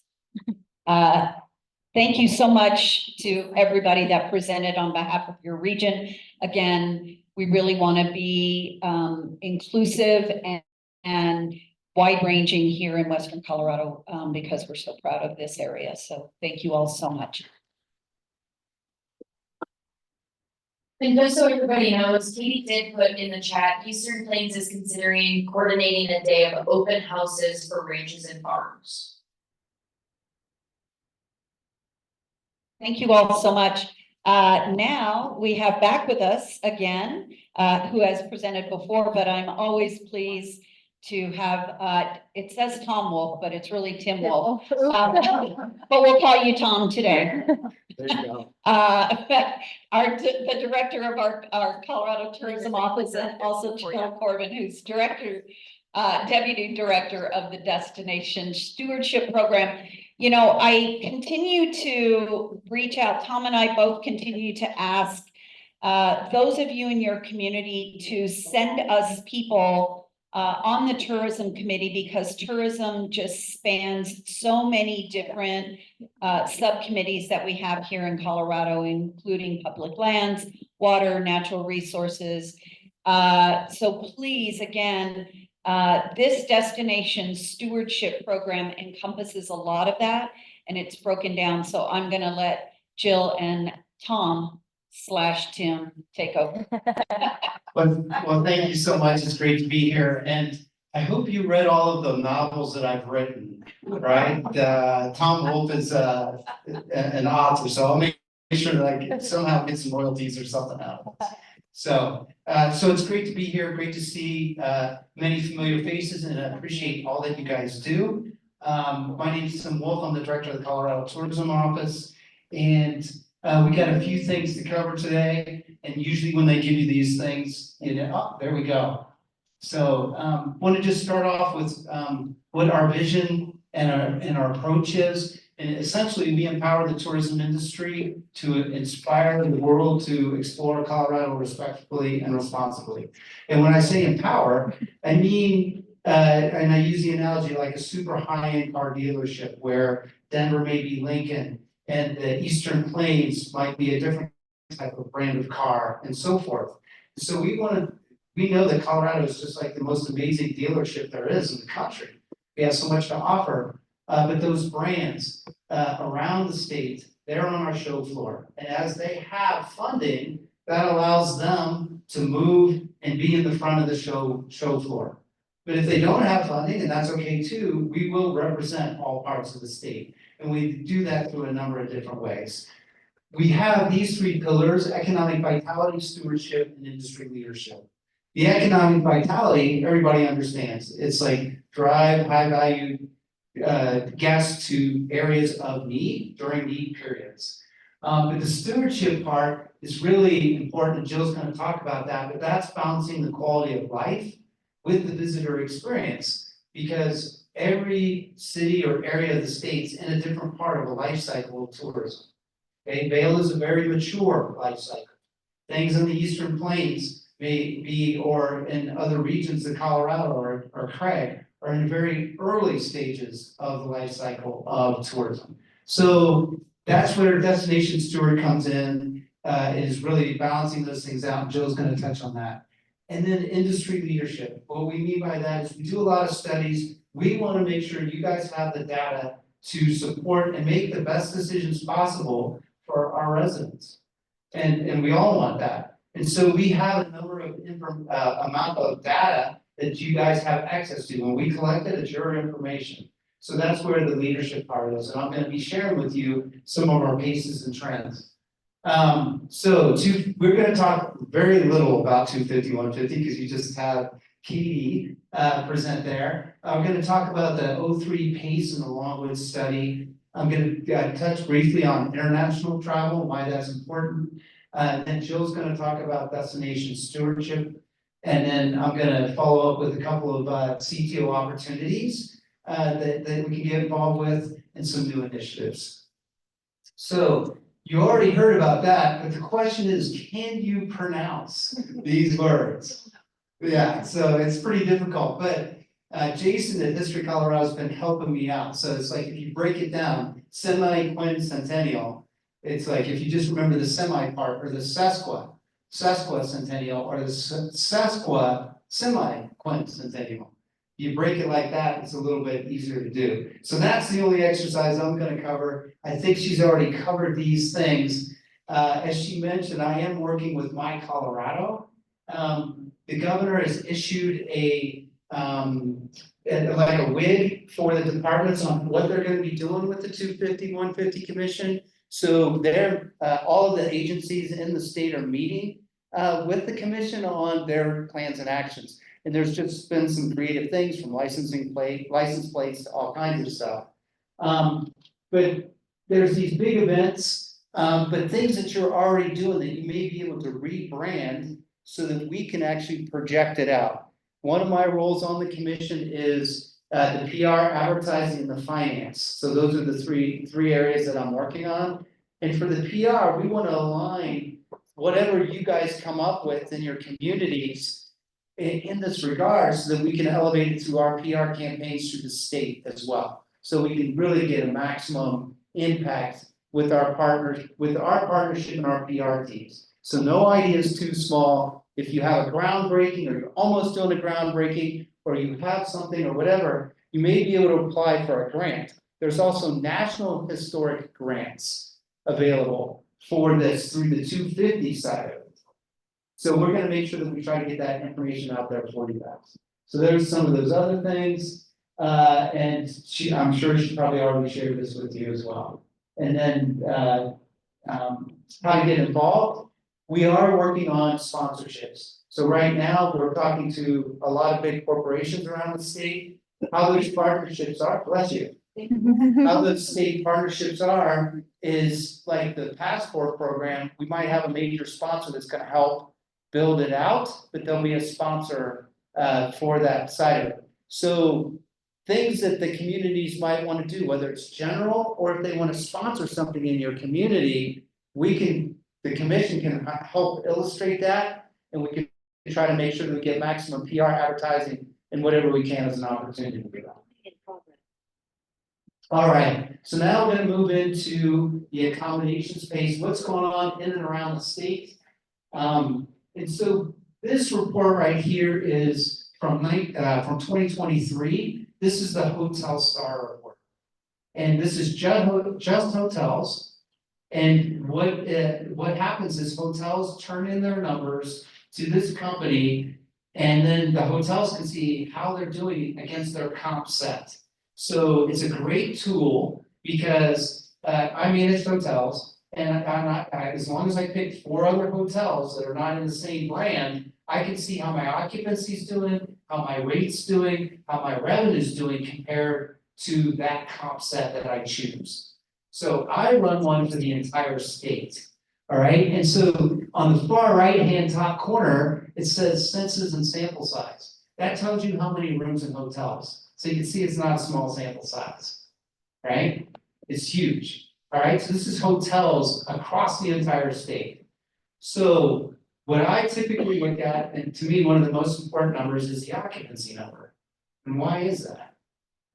Well, the occupancy, if we have occupancy, then we have outdoor rec, we have restaurant, we have attraction, we have retail sales, we have all that. We don't have occupancy, we don't have any of that. So I kind of just rule that out of the equation about rate and stuff, because the rate can hide things or whatever it is because of inflation, all kinds of other factors, right? So, but the occupancy is an important number. So now that we've talked about the STAR report, I'm just going to explain what are we looking at here. So this is 2023, so it's already done. If you look at the entire state, basically occupancy was flat. You know, maybe 1% higher if you want to round up. And then the rate is 4% up. And we can debate is that inflation or non-inflation or whatever it is, but this is the average of the entire state. Everything in blue there are areas that the occupancy is actually down to the previous year. Everything in orange, RevPAR, is where revenue, basically revenue per available room is down. So those are in some key areas. We're seeing it a lot in the southern part of the state. And so you can see Pueblo, Gosha Springs, Trinidad, and then even some of the mountain communities are coming back in hotel occupancy. And this is for 2024 through May. So you can see we got off to a slow start for the state, down 1.3% in occupancy, with the rate down a little bit. And then you can see by region, again, where it's happening. So those yellows, they're everything above, or they're down. There probably should be a few more. Aurora should have been highlighted, Aspen should have been highlighted. We can see a lot of Colorado's down in occupancies, and that is through May, right? So again, I always worry about occupancy because it impacts everything. So what's going on here? What can we do? Is it a trend? Is it ongoing? How are we going to move forward with that? So here's the high areas right here. You can see them. And then the areas that are struggling a little bit.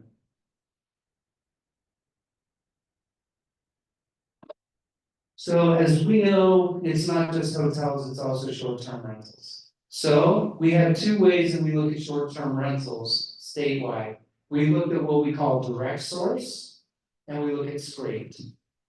Direct source are properties like Beaver Run that have a PMS system so that we can actually pull data, and we don't do it, a third party pulls all the data. So we can't see any one particular area. Data we get is always macro on a statewide level. But they pull all the PMS systems or whatever it is, and this is what we get for direct source. And what this graph illustrates is occupancy for direct source of short-term rentals for the last 2 years, including the first 5 months of this year. So you can see the occupancy was down with the exception of March for short-term rentals. So, and the reason March is kind of a give and take because where Easter was on the 31st of March. Then we'll look at the next slide is the scrape. Scrape is the VRBO and the Airbnb, so it's all the other short-term rental.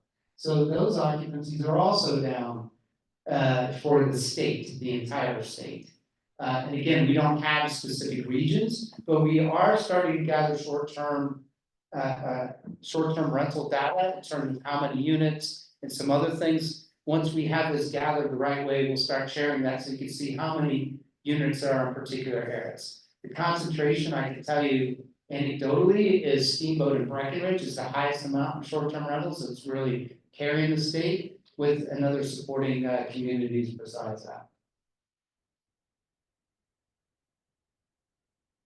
Yeah. Sure.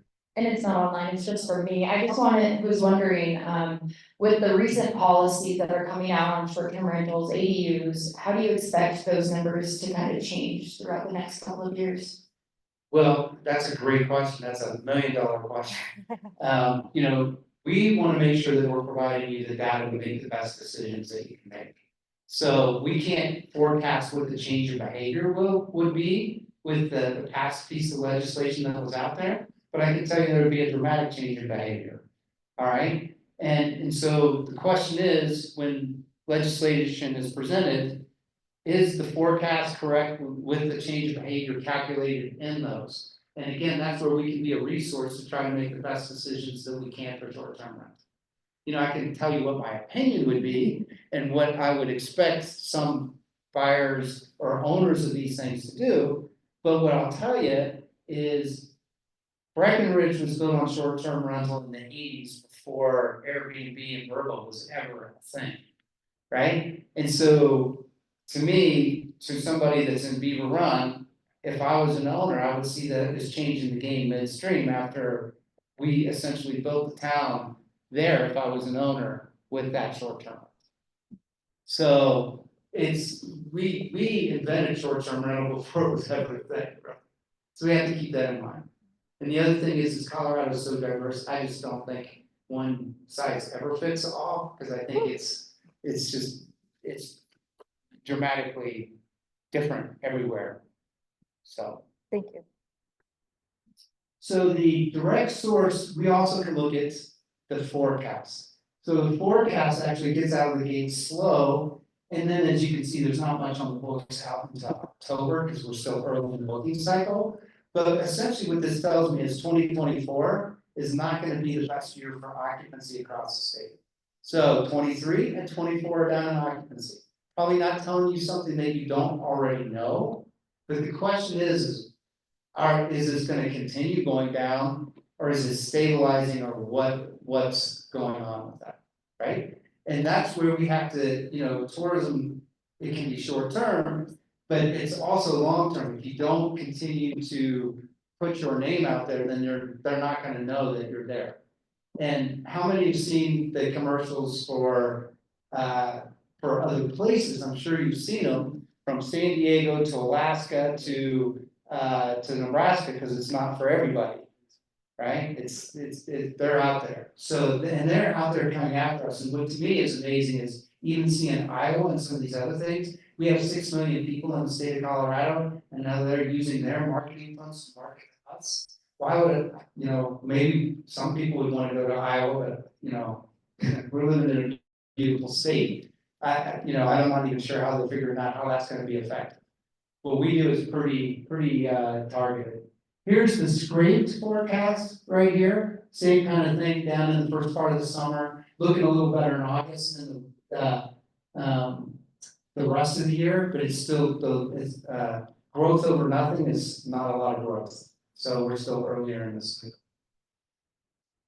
These two slides are from Longwoods. So what I want to point out here is overnight resort trips in Colorado. So I just cherry picked a couple of slides. We could give you the full Longwood studies with the QR code. It's on our website. 23 is not posted yet, but the past years, as soon as we get it finalized, it has to be accessible format. We'll post it on the website. But this slide right here just shows you overnight resort trips, not back to pre-pandemic level, right here. And then I wanted to share day trips. Day trips are at its highest level. A day trip is traveling 50 miles without an overnight stay, right? So they're good because it fills some need for retail, outdoor rec, and some of those other things. But it's kind of bad because it clogs up the road and it doesn't fill the hotel rooms, right? And they're not your highest spending guests, right? So to me, this is not a good trend, you know?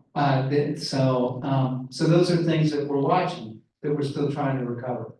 So here's kind of what the purpose of the trips are. And again, top right, visiting friends and relatives is also growing, which is also great.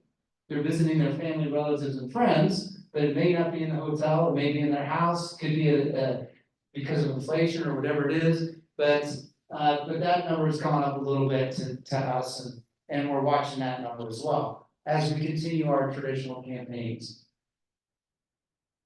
What's cool about Colorado is overnight persons bottom left. We're really about state where all seasons. So some states show big spikes in seasonality. It's a beautiful thing about Colorado. It's fairly even all year. But there's the state of origin, and those are the areas that we market to, in addition to Chicago. Chicago and Texas is one of our biggest target markets. We fish in lakes where we know there's fish. So we watch these things and we go and we try to do the best we can. And then the origin of the day trips is right over there to the right. So the total number of visitors in Colorado, we saw the 53 million. The total number is like 90 million, right, visitors? But how do we stack up to the rest of the country? Well, we know how many visitors, overnight visitors there are in the entire country. So we take our total 90 million, and we compare it to the overnight visitors in the entire country. And this is what this is a graph of. So we traditionally had 2.4% of overnight visitors staying in Colorado traditionally. And so even though it grew to 90 million, and 53 of it is day, so we eliminate that. So then we have about 47 million overnight. Then we're at 1.9% of the overnight stays in Colorado right now. So we have dropped because of the competition of these other states, and could be a number of factors, but we've lost market share of our overnight visitors. We saw the resort slide, it still hasn't recovered. That's one of those areas. So, and again, we're just presenting what the data is, and this is coming from Longwoods. So what about ski or international? International is important to us because if you're running a hotel, you want to have your mix of rack rate, which is your most expensive, and price line, which might be your cheapest rate or employee rate, right? And if you're running a hotel, you don't want to have all employee rates staying in your hotel and you're not doing anything, right? International is your premium traveler that's going to spend more than anywhere else, right? They come in, they want to go all over the state. The Germans get in a car and they will hit every part of the state. They do not want to see another German anytime during their stay. And that's just how we know that from talking with them and having them come here. The market hasn't come back yet. So the international traveler spends 5 times more than the domestic traveler. So that's what this shows. The overseas arrivals to Colorado have not recovered. The only month that it recovered is last month in March. So the blue line is Colorado compared to 2019, which in the month of April was only 95% of what the international travel was compared to the pandemic year. So we don't have the international travel back yet. It'd be nice to have them because they're going to spend more and they're going to cover the entire state from the rural counties to everywhere, and they're going to spend time and they're going to buy things before they go back. which countries are recovered and which ones haven't. That's what this is. Through April, everything in red is not good, everything in blue is good. Our Mexican traveler has come back and they continue to be strong, but we don't want to take them for granted. They are much like our aspen trees, they go in groves. So if we lose one, we can lose the entire grove of trees. So we try to make sure that we have those good connections with them. This valley does very well with that traveler. But the other areas still haven't come back yet. So we have direct flights to Japan and some of these other places in the UK, but we're still working on trying to bring those travelers back. There's headwinds, the visa, the value of the dollar, and some of these other things are what's contributing to that. The ski traveler, just want to touch base on this real quick. And the ski industry has been great in finally allowing us to have access to aggregate the entire state. So now we have basically 3 large companies, Colorado Ski Country, Alterra, and Icon. They've allowed us to gather data so that we can only see how the state's doing compared to everywhere else. And that's where I really wanted to get this information, because we know kind of what feels like is going on, but now we have the data from RRC. RRC is the one that supplies it to these other 3 companies. This shows you that we actually peaked on international ski resorts in 2014 and 15 when we had the World Cup here, the World Ski Championships in Beaver Creek. And we've been on a decline even ever since. And so, what are we doing about that? Well, Icon and Epic are selling ski. Only 35% of Icon passes are skiing in Colorado because they have resorts in West Virginia, West Virginia, Utah, and some of these other states, and also international. So they're marketing their product. If you buy the pass, it's great. If you ski, great. If you don't, that's okay too. You purchase the pass. Then they can sell their rooms to the Front Range or whatever it is to fill whatever occupancy they might need to fill it. So how are we filling the void, or what are we doing about that? So I'm just sharing that because to me, this is kind of important because, again, those international visitors, they spread their wings across Colorado.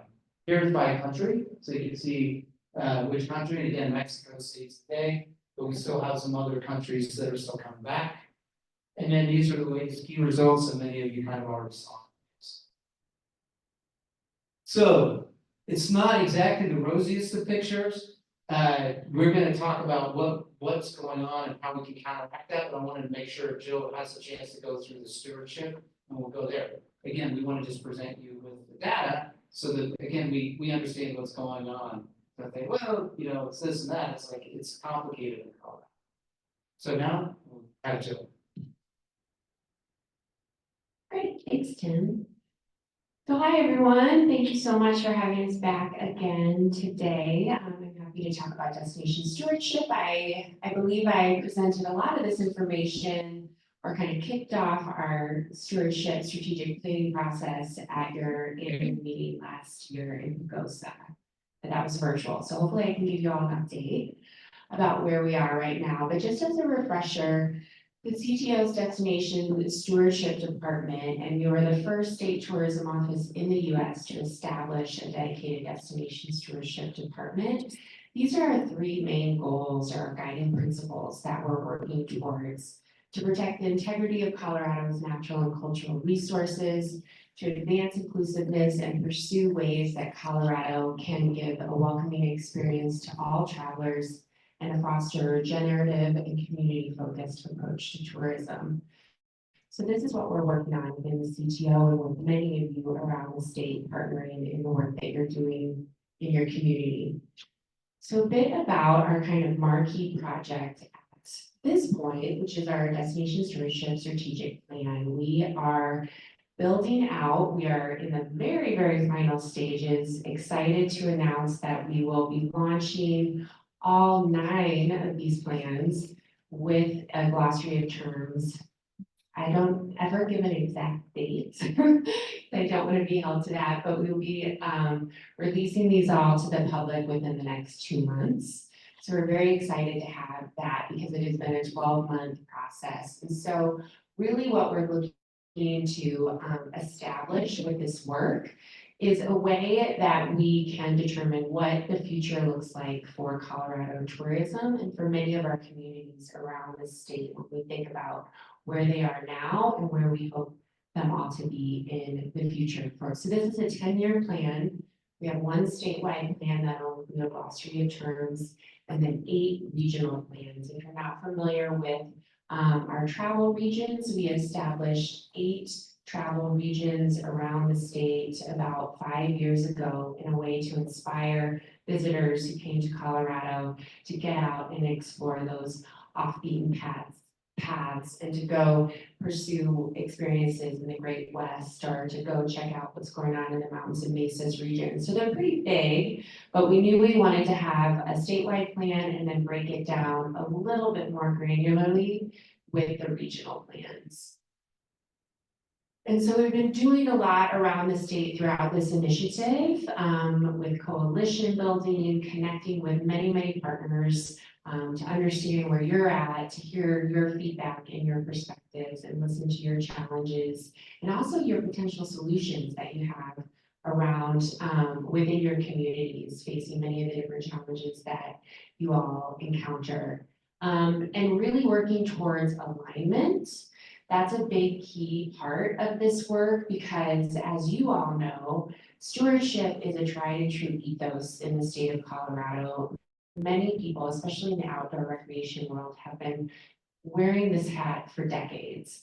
But you may not know that for the tourism industry, this is a relatively new concept and approach. Many of our tourism partners around the state and tourism heavy destinations have already been doing many wonderful projects and works in this area. A lot of what's taking place in the Vail Valley as well. You all are leaders in stewardship.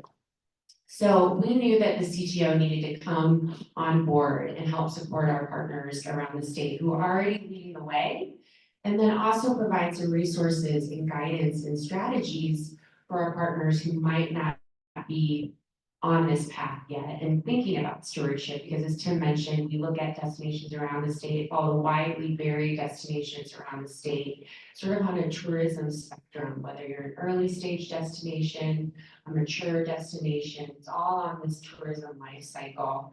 And so you might not be as focused on stewardship because it might not be a part of your local needs yet, but it's good to have this established as a resource.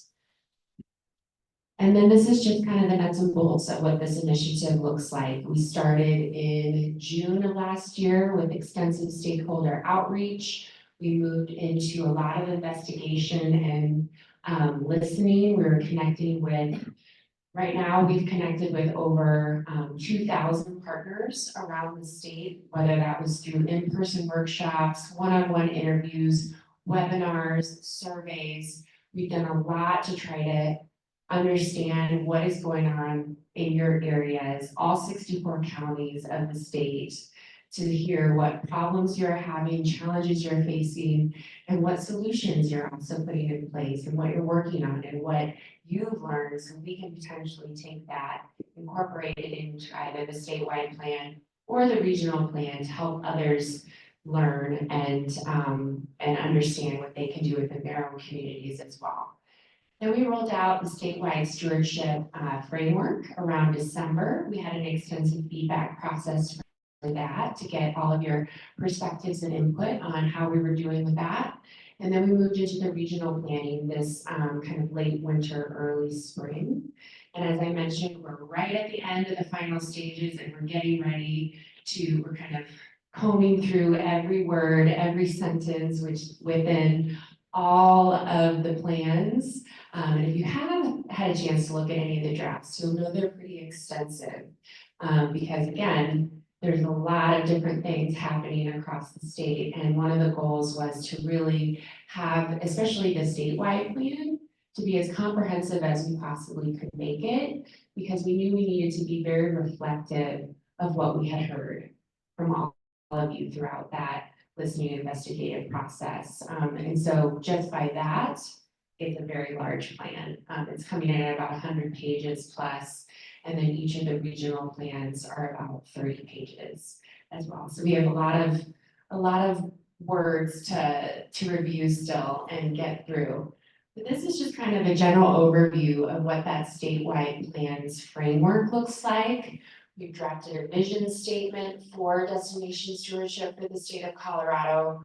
And then we've broken it down into two key focus areas. One being industry leadership, looking at really identifying those strategies and opportunities for those tourism organizations, whether that be a DMO or potentially the local government within your communities, whoever is sort of in charge and the leader of activating and advancing your local tourism economy. That's what that key focus area 1 is dedicated towards.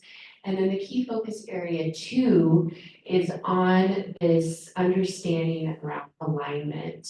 And that, as I mentioned earlier, we know that there are many folks around the state working on stewardship. And so one of the main goals that we had as the CTO, we don't want to come in and try to recreate the wheel or duplicate efforts.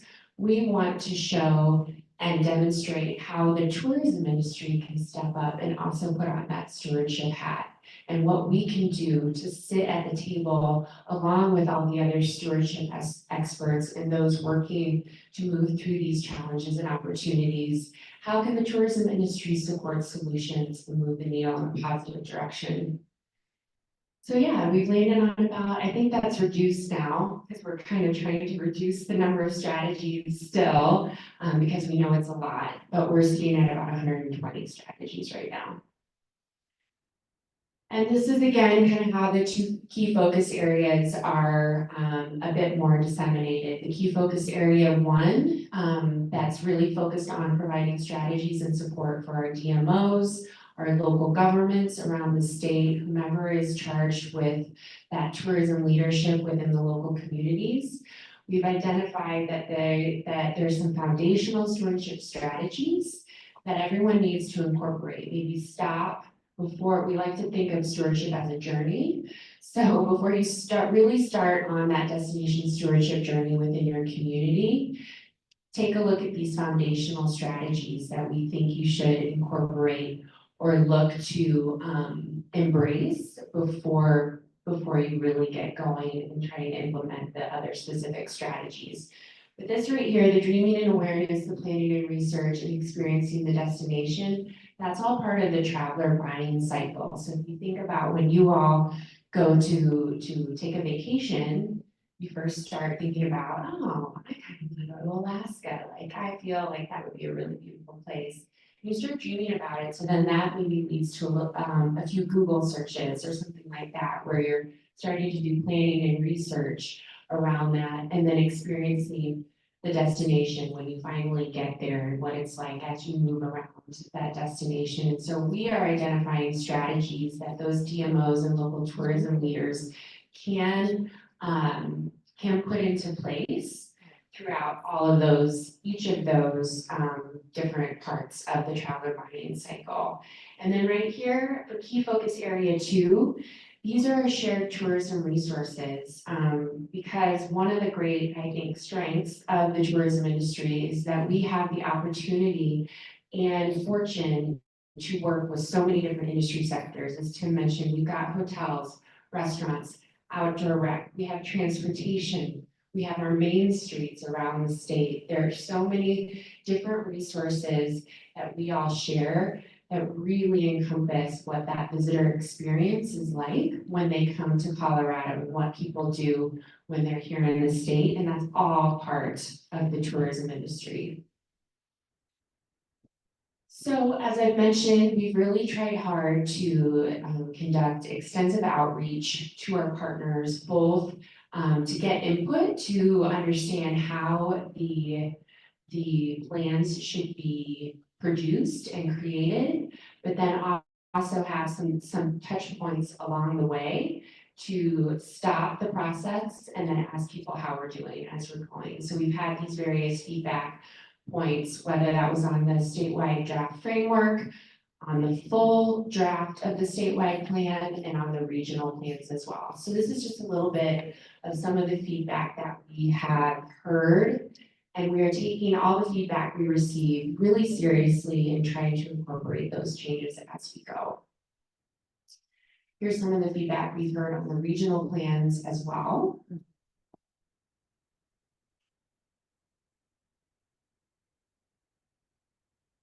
And then a big part of this effort is, and really a wonderful benefit that I have seen that wasn't necessarily, you know, we didn't know it was going to happen until it actually did, was the fact that through the creation and work on this planning initiative, many new doors have opened for us in terms of having conversations and being invited to have a seat at the table, to have conversations and discussions about how the tourism industry can work to solve problems and to move the needle in a positive direction. So we were very fortunate to get invited, the CTO, to go sit and present and discuss with the Southern Youth Tribal Council. And so that's just an example of what we're also trying to do in this process, is really broaden the depth and breadth of who we are working with and engaging with throughout the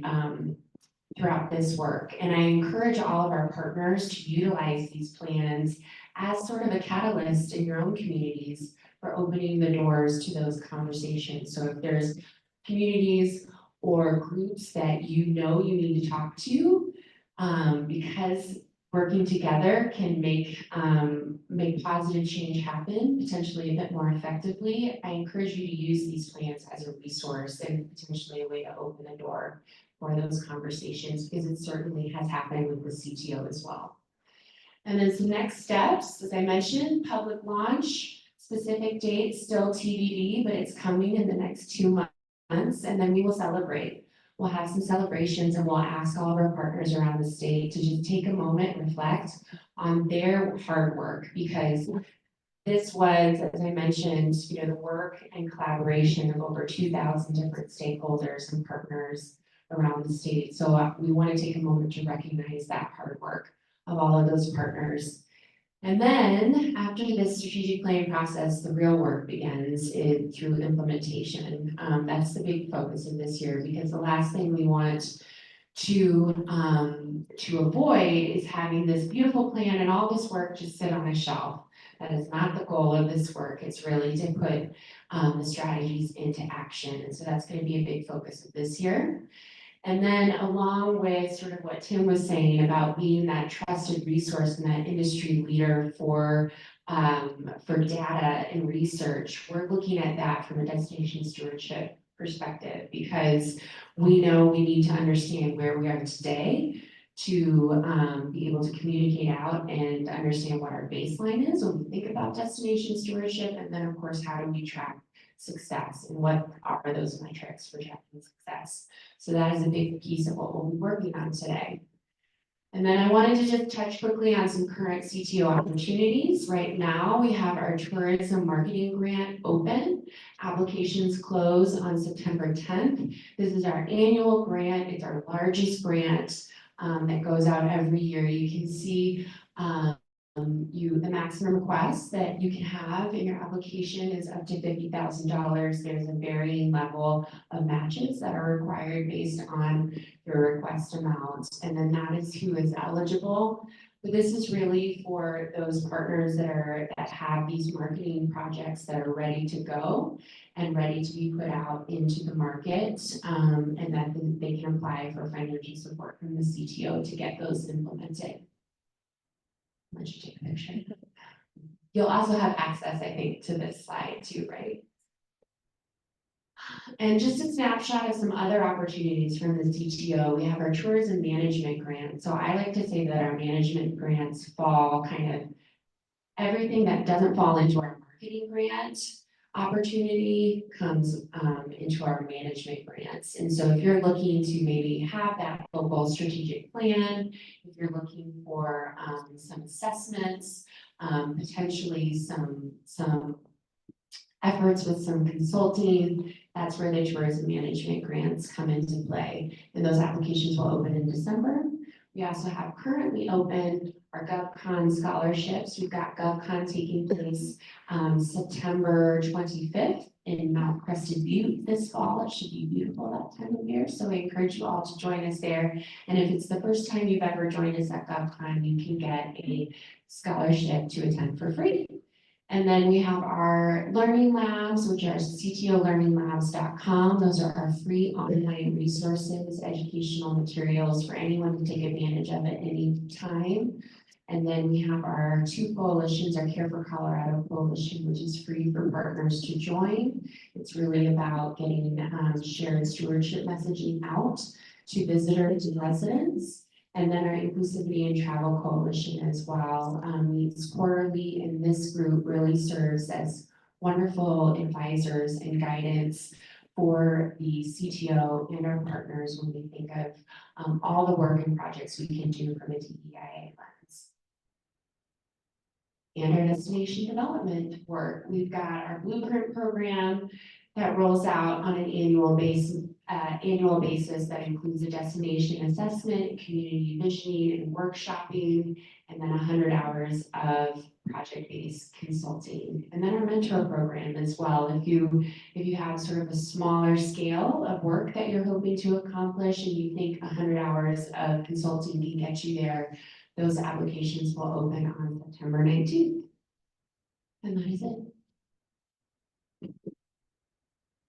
Thank you, Jill. So that's that stewardship component, and try to help curb some of the trends that we discussed earlier. But here are some of the major initiatives. Again, you guys will have a copy of the slide show or presentation. But we wanted to show you the two Colorado Ride activities. Stewardship is wonderful work, but we want to make sure that we get a change of behavior. So we try to amplify these messaging with the Do Colorado Right messaging. This is the example at the Outside Festival that was in Denver. But there's Do Crested Butte Right, there's Do Pagosa Right, there's Do Estes Park Right. We already give you the platform as plug and play, so you can advertise whatever is important to your community. We have hydration stations at the airport and all kinds of things.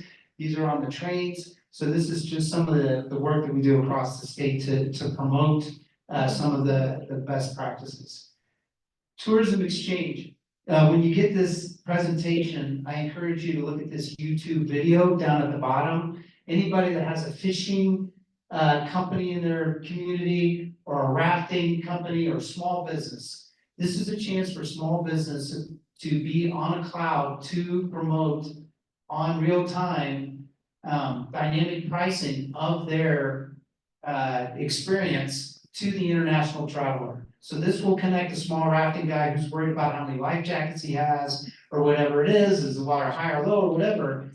We're gonna connect him internationally and help him yield or her yield their rates up or down by season or whatever it is, but also sell it to the tour and travel operator. So this is kind of like the Uber to the receptives. So the receptives are working with us also with this. So you can take a taxi or an Uber, both are gonna get you there. But if a small company doesn't have internet or online presence internationally, this is how they can do it. That video is just 3 minutes to take a peek at that. And then we're bringing the AI to the welcome centers. We're doing it 3 ways, through the co-pilot program, we're doing it through co-parks. We all know there's 5 different ways to get a reservation across the state, depending upon which website. We want to try to centralize it through AI under one platform so that a visitor doesn't have to look through 5 or 6 different websites to try to figure out how to make a reservation to get into a park. So we're looking to explore that. And then co-connect, to be able to connect communities with real-time information on their destinations, so that as they go through our visitor center, we can connect with real-time information out there, so that we enhance the visitor experience. Here's where to find us on these, and then we didn't leave much time for question and answer, but certainly could answer any questions anyway. Wendell Coons, Delta County Commissioner. I was just texting Darnell Place Flags. Sure. First question I got 2 questions for you, Jill, if you don't mind. First question is, could you give us an example of some of the stewardship strategies that's in plan? I have not seen it yet. Yeah. Yes, that's a great question. And we have worked with Darnell and we've been there. And she's been involved in this process. So that's been wonderful to have. There's a lot. Is there any that, I mean, thinking of the shared resources, so like communities or transportation, there's climate, there's workforce. A lot of what the strategies are doing, just in general, are identifying resources that already really exist. And so that was a big piece of what we uncovered throughout this process of like, oh, well, this housing program already exists. How can the tourism industry show up and support this need or this challenge and show up to help with housing or to show up and help with transportation? So one of the ones that sticks out in my mind, because we're already working on implementing it, is around accessibility and having, working towards communities, helping communities around the state to become more accessible, whether that's through infrastructure, kind of within their hotels or their attractions or their events or on their main streets. But then on the flip side, also getting the word out to the world that these accessible destinations exist. And so that's kind of an example. I think those are actually two separate strategies.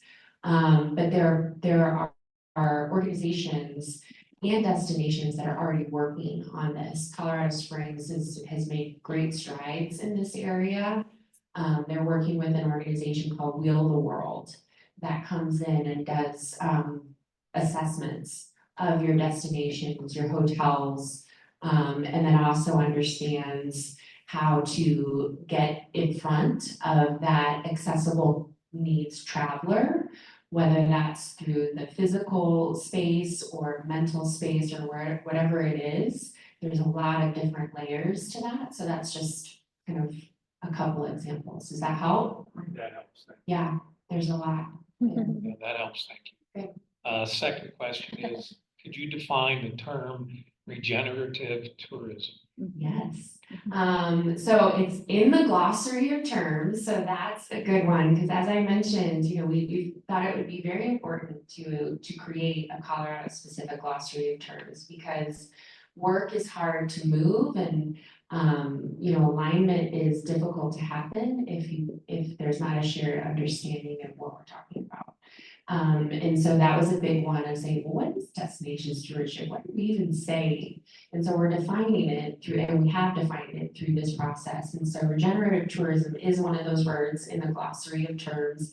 And I'm not going to remember exactly how it's defined in there, but in general, it's a bit different from sustainable tourism in that is looking to sustain and kind of keep things at the same level and to certainly not degrade things. Where regenerative is sort of a step forward past that, looking to actually shift it into making it better. And so how can the tourism industry not just come in from a sustainable perspective, but actually make things better, give back, make things, whether that's the environment through funding trails and using volunteers to build a trail or reconstruct a trail or fix that. How do we kind of take that piece of it and use the tourism industry to actually improve things? So that's what regenerative means in that sense. Thank you. I do have one more question. That's fine. The life cycle of tourism was mentioned. Where would you put Moab, Utah on that life cycle? Because to me, that's industrialized tourism. We quit going. Very mature, past, I forget the.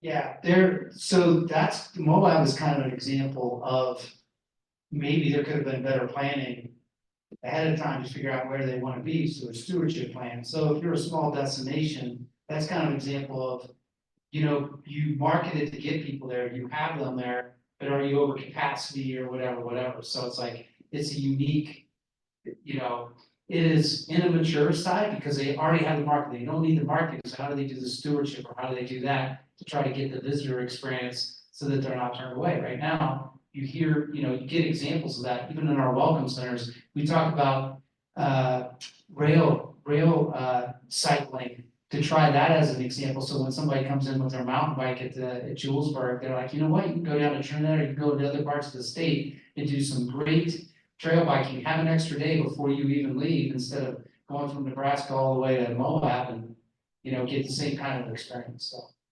So they're up there, but they could probably use the stewardship and destination planning to make sure that they can manage it better, so that they're not losing maybe, or the visitor experience. My constituents are very concerned about that. Our area turning into something. Yeah. No, we totally get it. That's why looking at this is best practices from all over the state. So it's like, what is your capacity? What do you want to be? What is your ceiling? What are your peaks? So that we don't have that. So we have examples in the state where festivals have moved to different locations or whatever for that very same reason, that they weren't prepared for it, or there wasn't good city planning or whatever it is to meet whatever those strategies are. Yeah. Thank you. Okay, well, thank you both so much for traveling here. We appreciate it. Like we say, tourism crosses a lot of different boundaries and encompasses so much of our Colorado lifestyle. So, and finding that fine balance, just hearing the other day of the fires that have been, around, and how many of them are campfires that have been, left unattended. So that's certainly stewardship of our land. So thank you all so much for your time and your travel. And do we have 2 minutes, Tom? 2 minutes, I'm gonna keep it under 2 minutes if I can. Just a quick update on the Mountain Rail Coalition. I did attend a meeting about 10 days ago with Representative McGeese and Governor Polis, both taped some portions of support for the Northwest Colorado Rail project. I think I'd like Club 20. We weren't prepared at this meeting for a resolution for support, but this winter, I think I'd like to put that in front of everybody that it be for your consideration. During that time, I think it would be very important for all of us that have concerns to contact me so I can digest them and make sure that we have something squared away. The $5 million study that CDOT has put forth on looking at the Mountain Rail project, it will be complete by the last day of this year. So that study in hand will help us also with making a good decision about going forward with support for Mountain Rail or wherever it is. I can tell you, most of you know me as a tour operator. I actually did conducted and owned a business for 33 years in tour operation. I was a guide for 12 years prior to that, so lots of years in tour operating. I moved to the destination marketing world to move to Craig, Colorado, and one of the first things a lot of people said, what are you going to do to get people here? And it's transportation systems. And so I said 7 years ago that rail into Craig in Northwest Colorado would be a fantastic idea. It's amazing to see a lot of things coming together to make that possible. So it's a big deal, and I think I would ask any of you to contact me if you have concerns. There's some things that have happened in the legislature this last year concerning rail, about keeping rail into Northwest Colorado for freight. There's a lot of aspects to it that we should explore more thoroughly in the future. But I thank all of you for considering it. And again, Tom Kleinschmitz, Moffat County Tourism, if you'd just give me a shout, I'd love to discuss the issue with that. So thank all of you for coming today. It's been a great little conference, and tourism is important to Western Colorado. Thanks, Tom. And we do actually have a resolution in transportation called passenger transportation in Western Colorado. So maybe we can look over that and see if there's maybe just some additions you have for it, or if it's maybe fully comprehensive already for what the needs are. So then, And I just, Oh. this is Matt online. I just say, I really do want to give a shout out to Senator Dylan Roberts for the bill that will try to incentivize freight light manufacturing to make sure that the rail is viable. And I really, I think his efforts, we certainly are supportive of, whatever we can do to bolster economic diversification in Northwest Colorado and make rail part of that. Very clear with what Matt was just talking about is that freight is going to be an incredibly important part of bringing that into Northwest Colorado. The agriculture business, the construction business, and resource businesses all need rail there. If there wasn't rail in Northwest Colorado, we're going to fold on some of those things. 90% of the concrete that comes into Moffett County and Craig, Colorado comes in by rail. A tremendous amount of important ag material comes in by rail. And so we want to keep rail for the freight, absolutely. But if we can add the passenger component, I think everybody would win. Definitely. Well, thank you, everybody. I think that wraps up this session. We do have lunch and there's gonna be lots of food, so please join us for lunch. We also, last but certainly not least, want everybody to submit their questions for upcoming debates in September. The more input we have from all of the areas we represent, the more we can make sure we get our questions answered. So please scan the QR code and save the date for our September fall meetings and debates on the 21st. And with that, go get some grub. Thank you, Sarah. Thank you for all your work.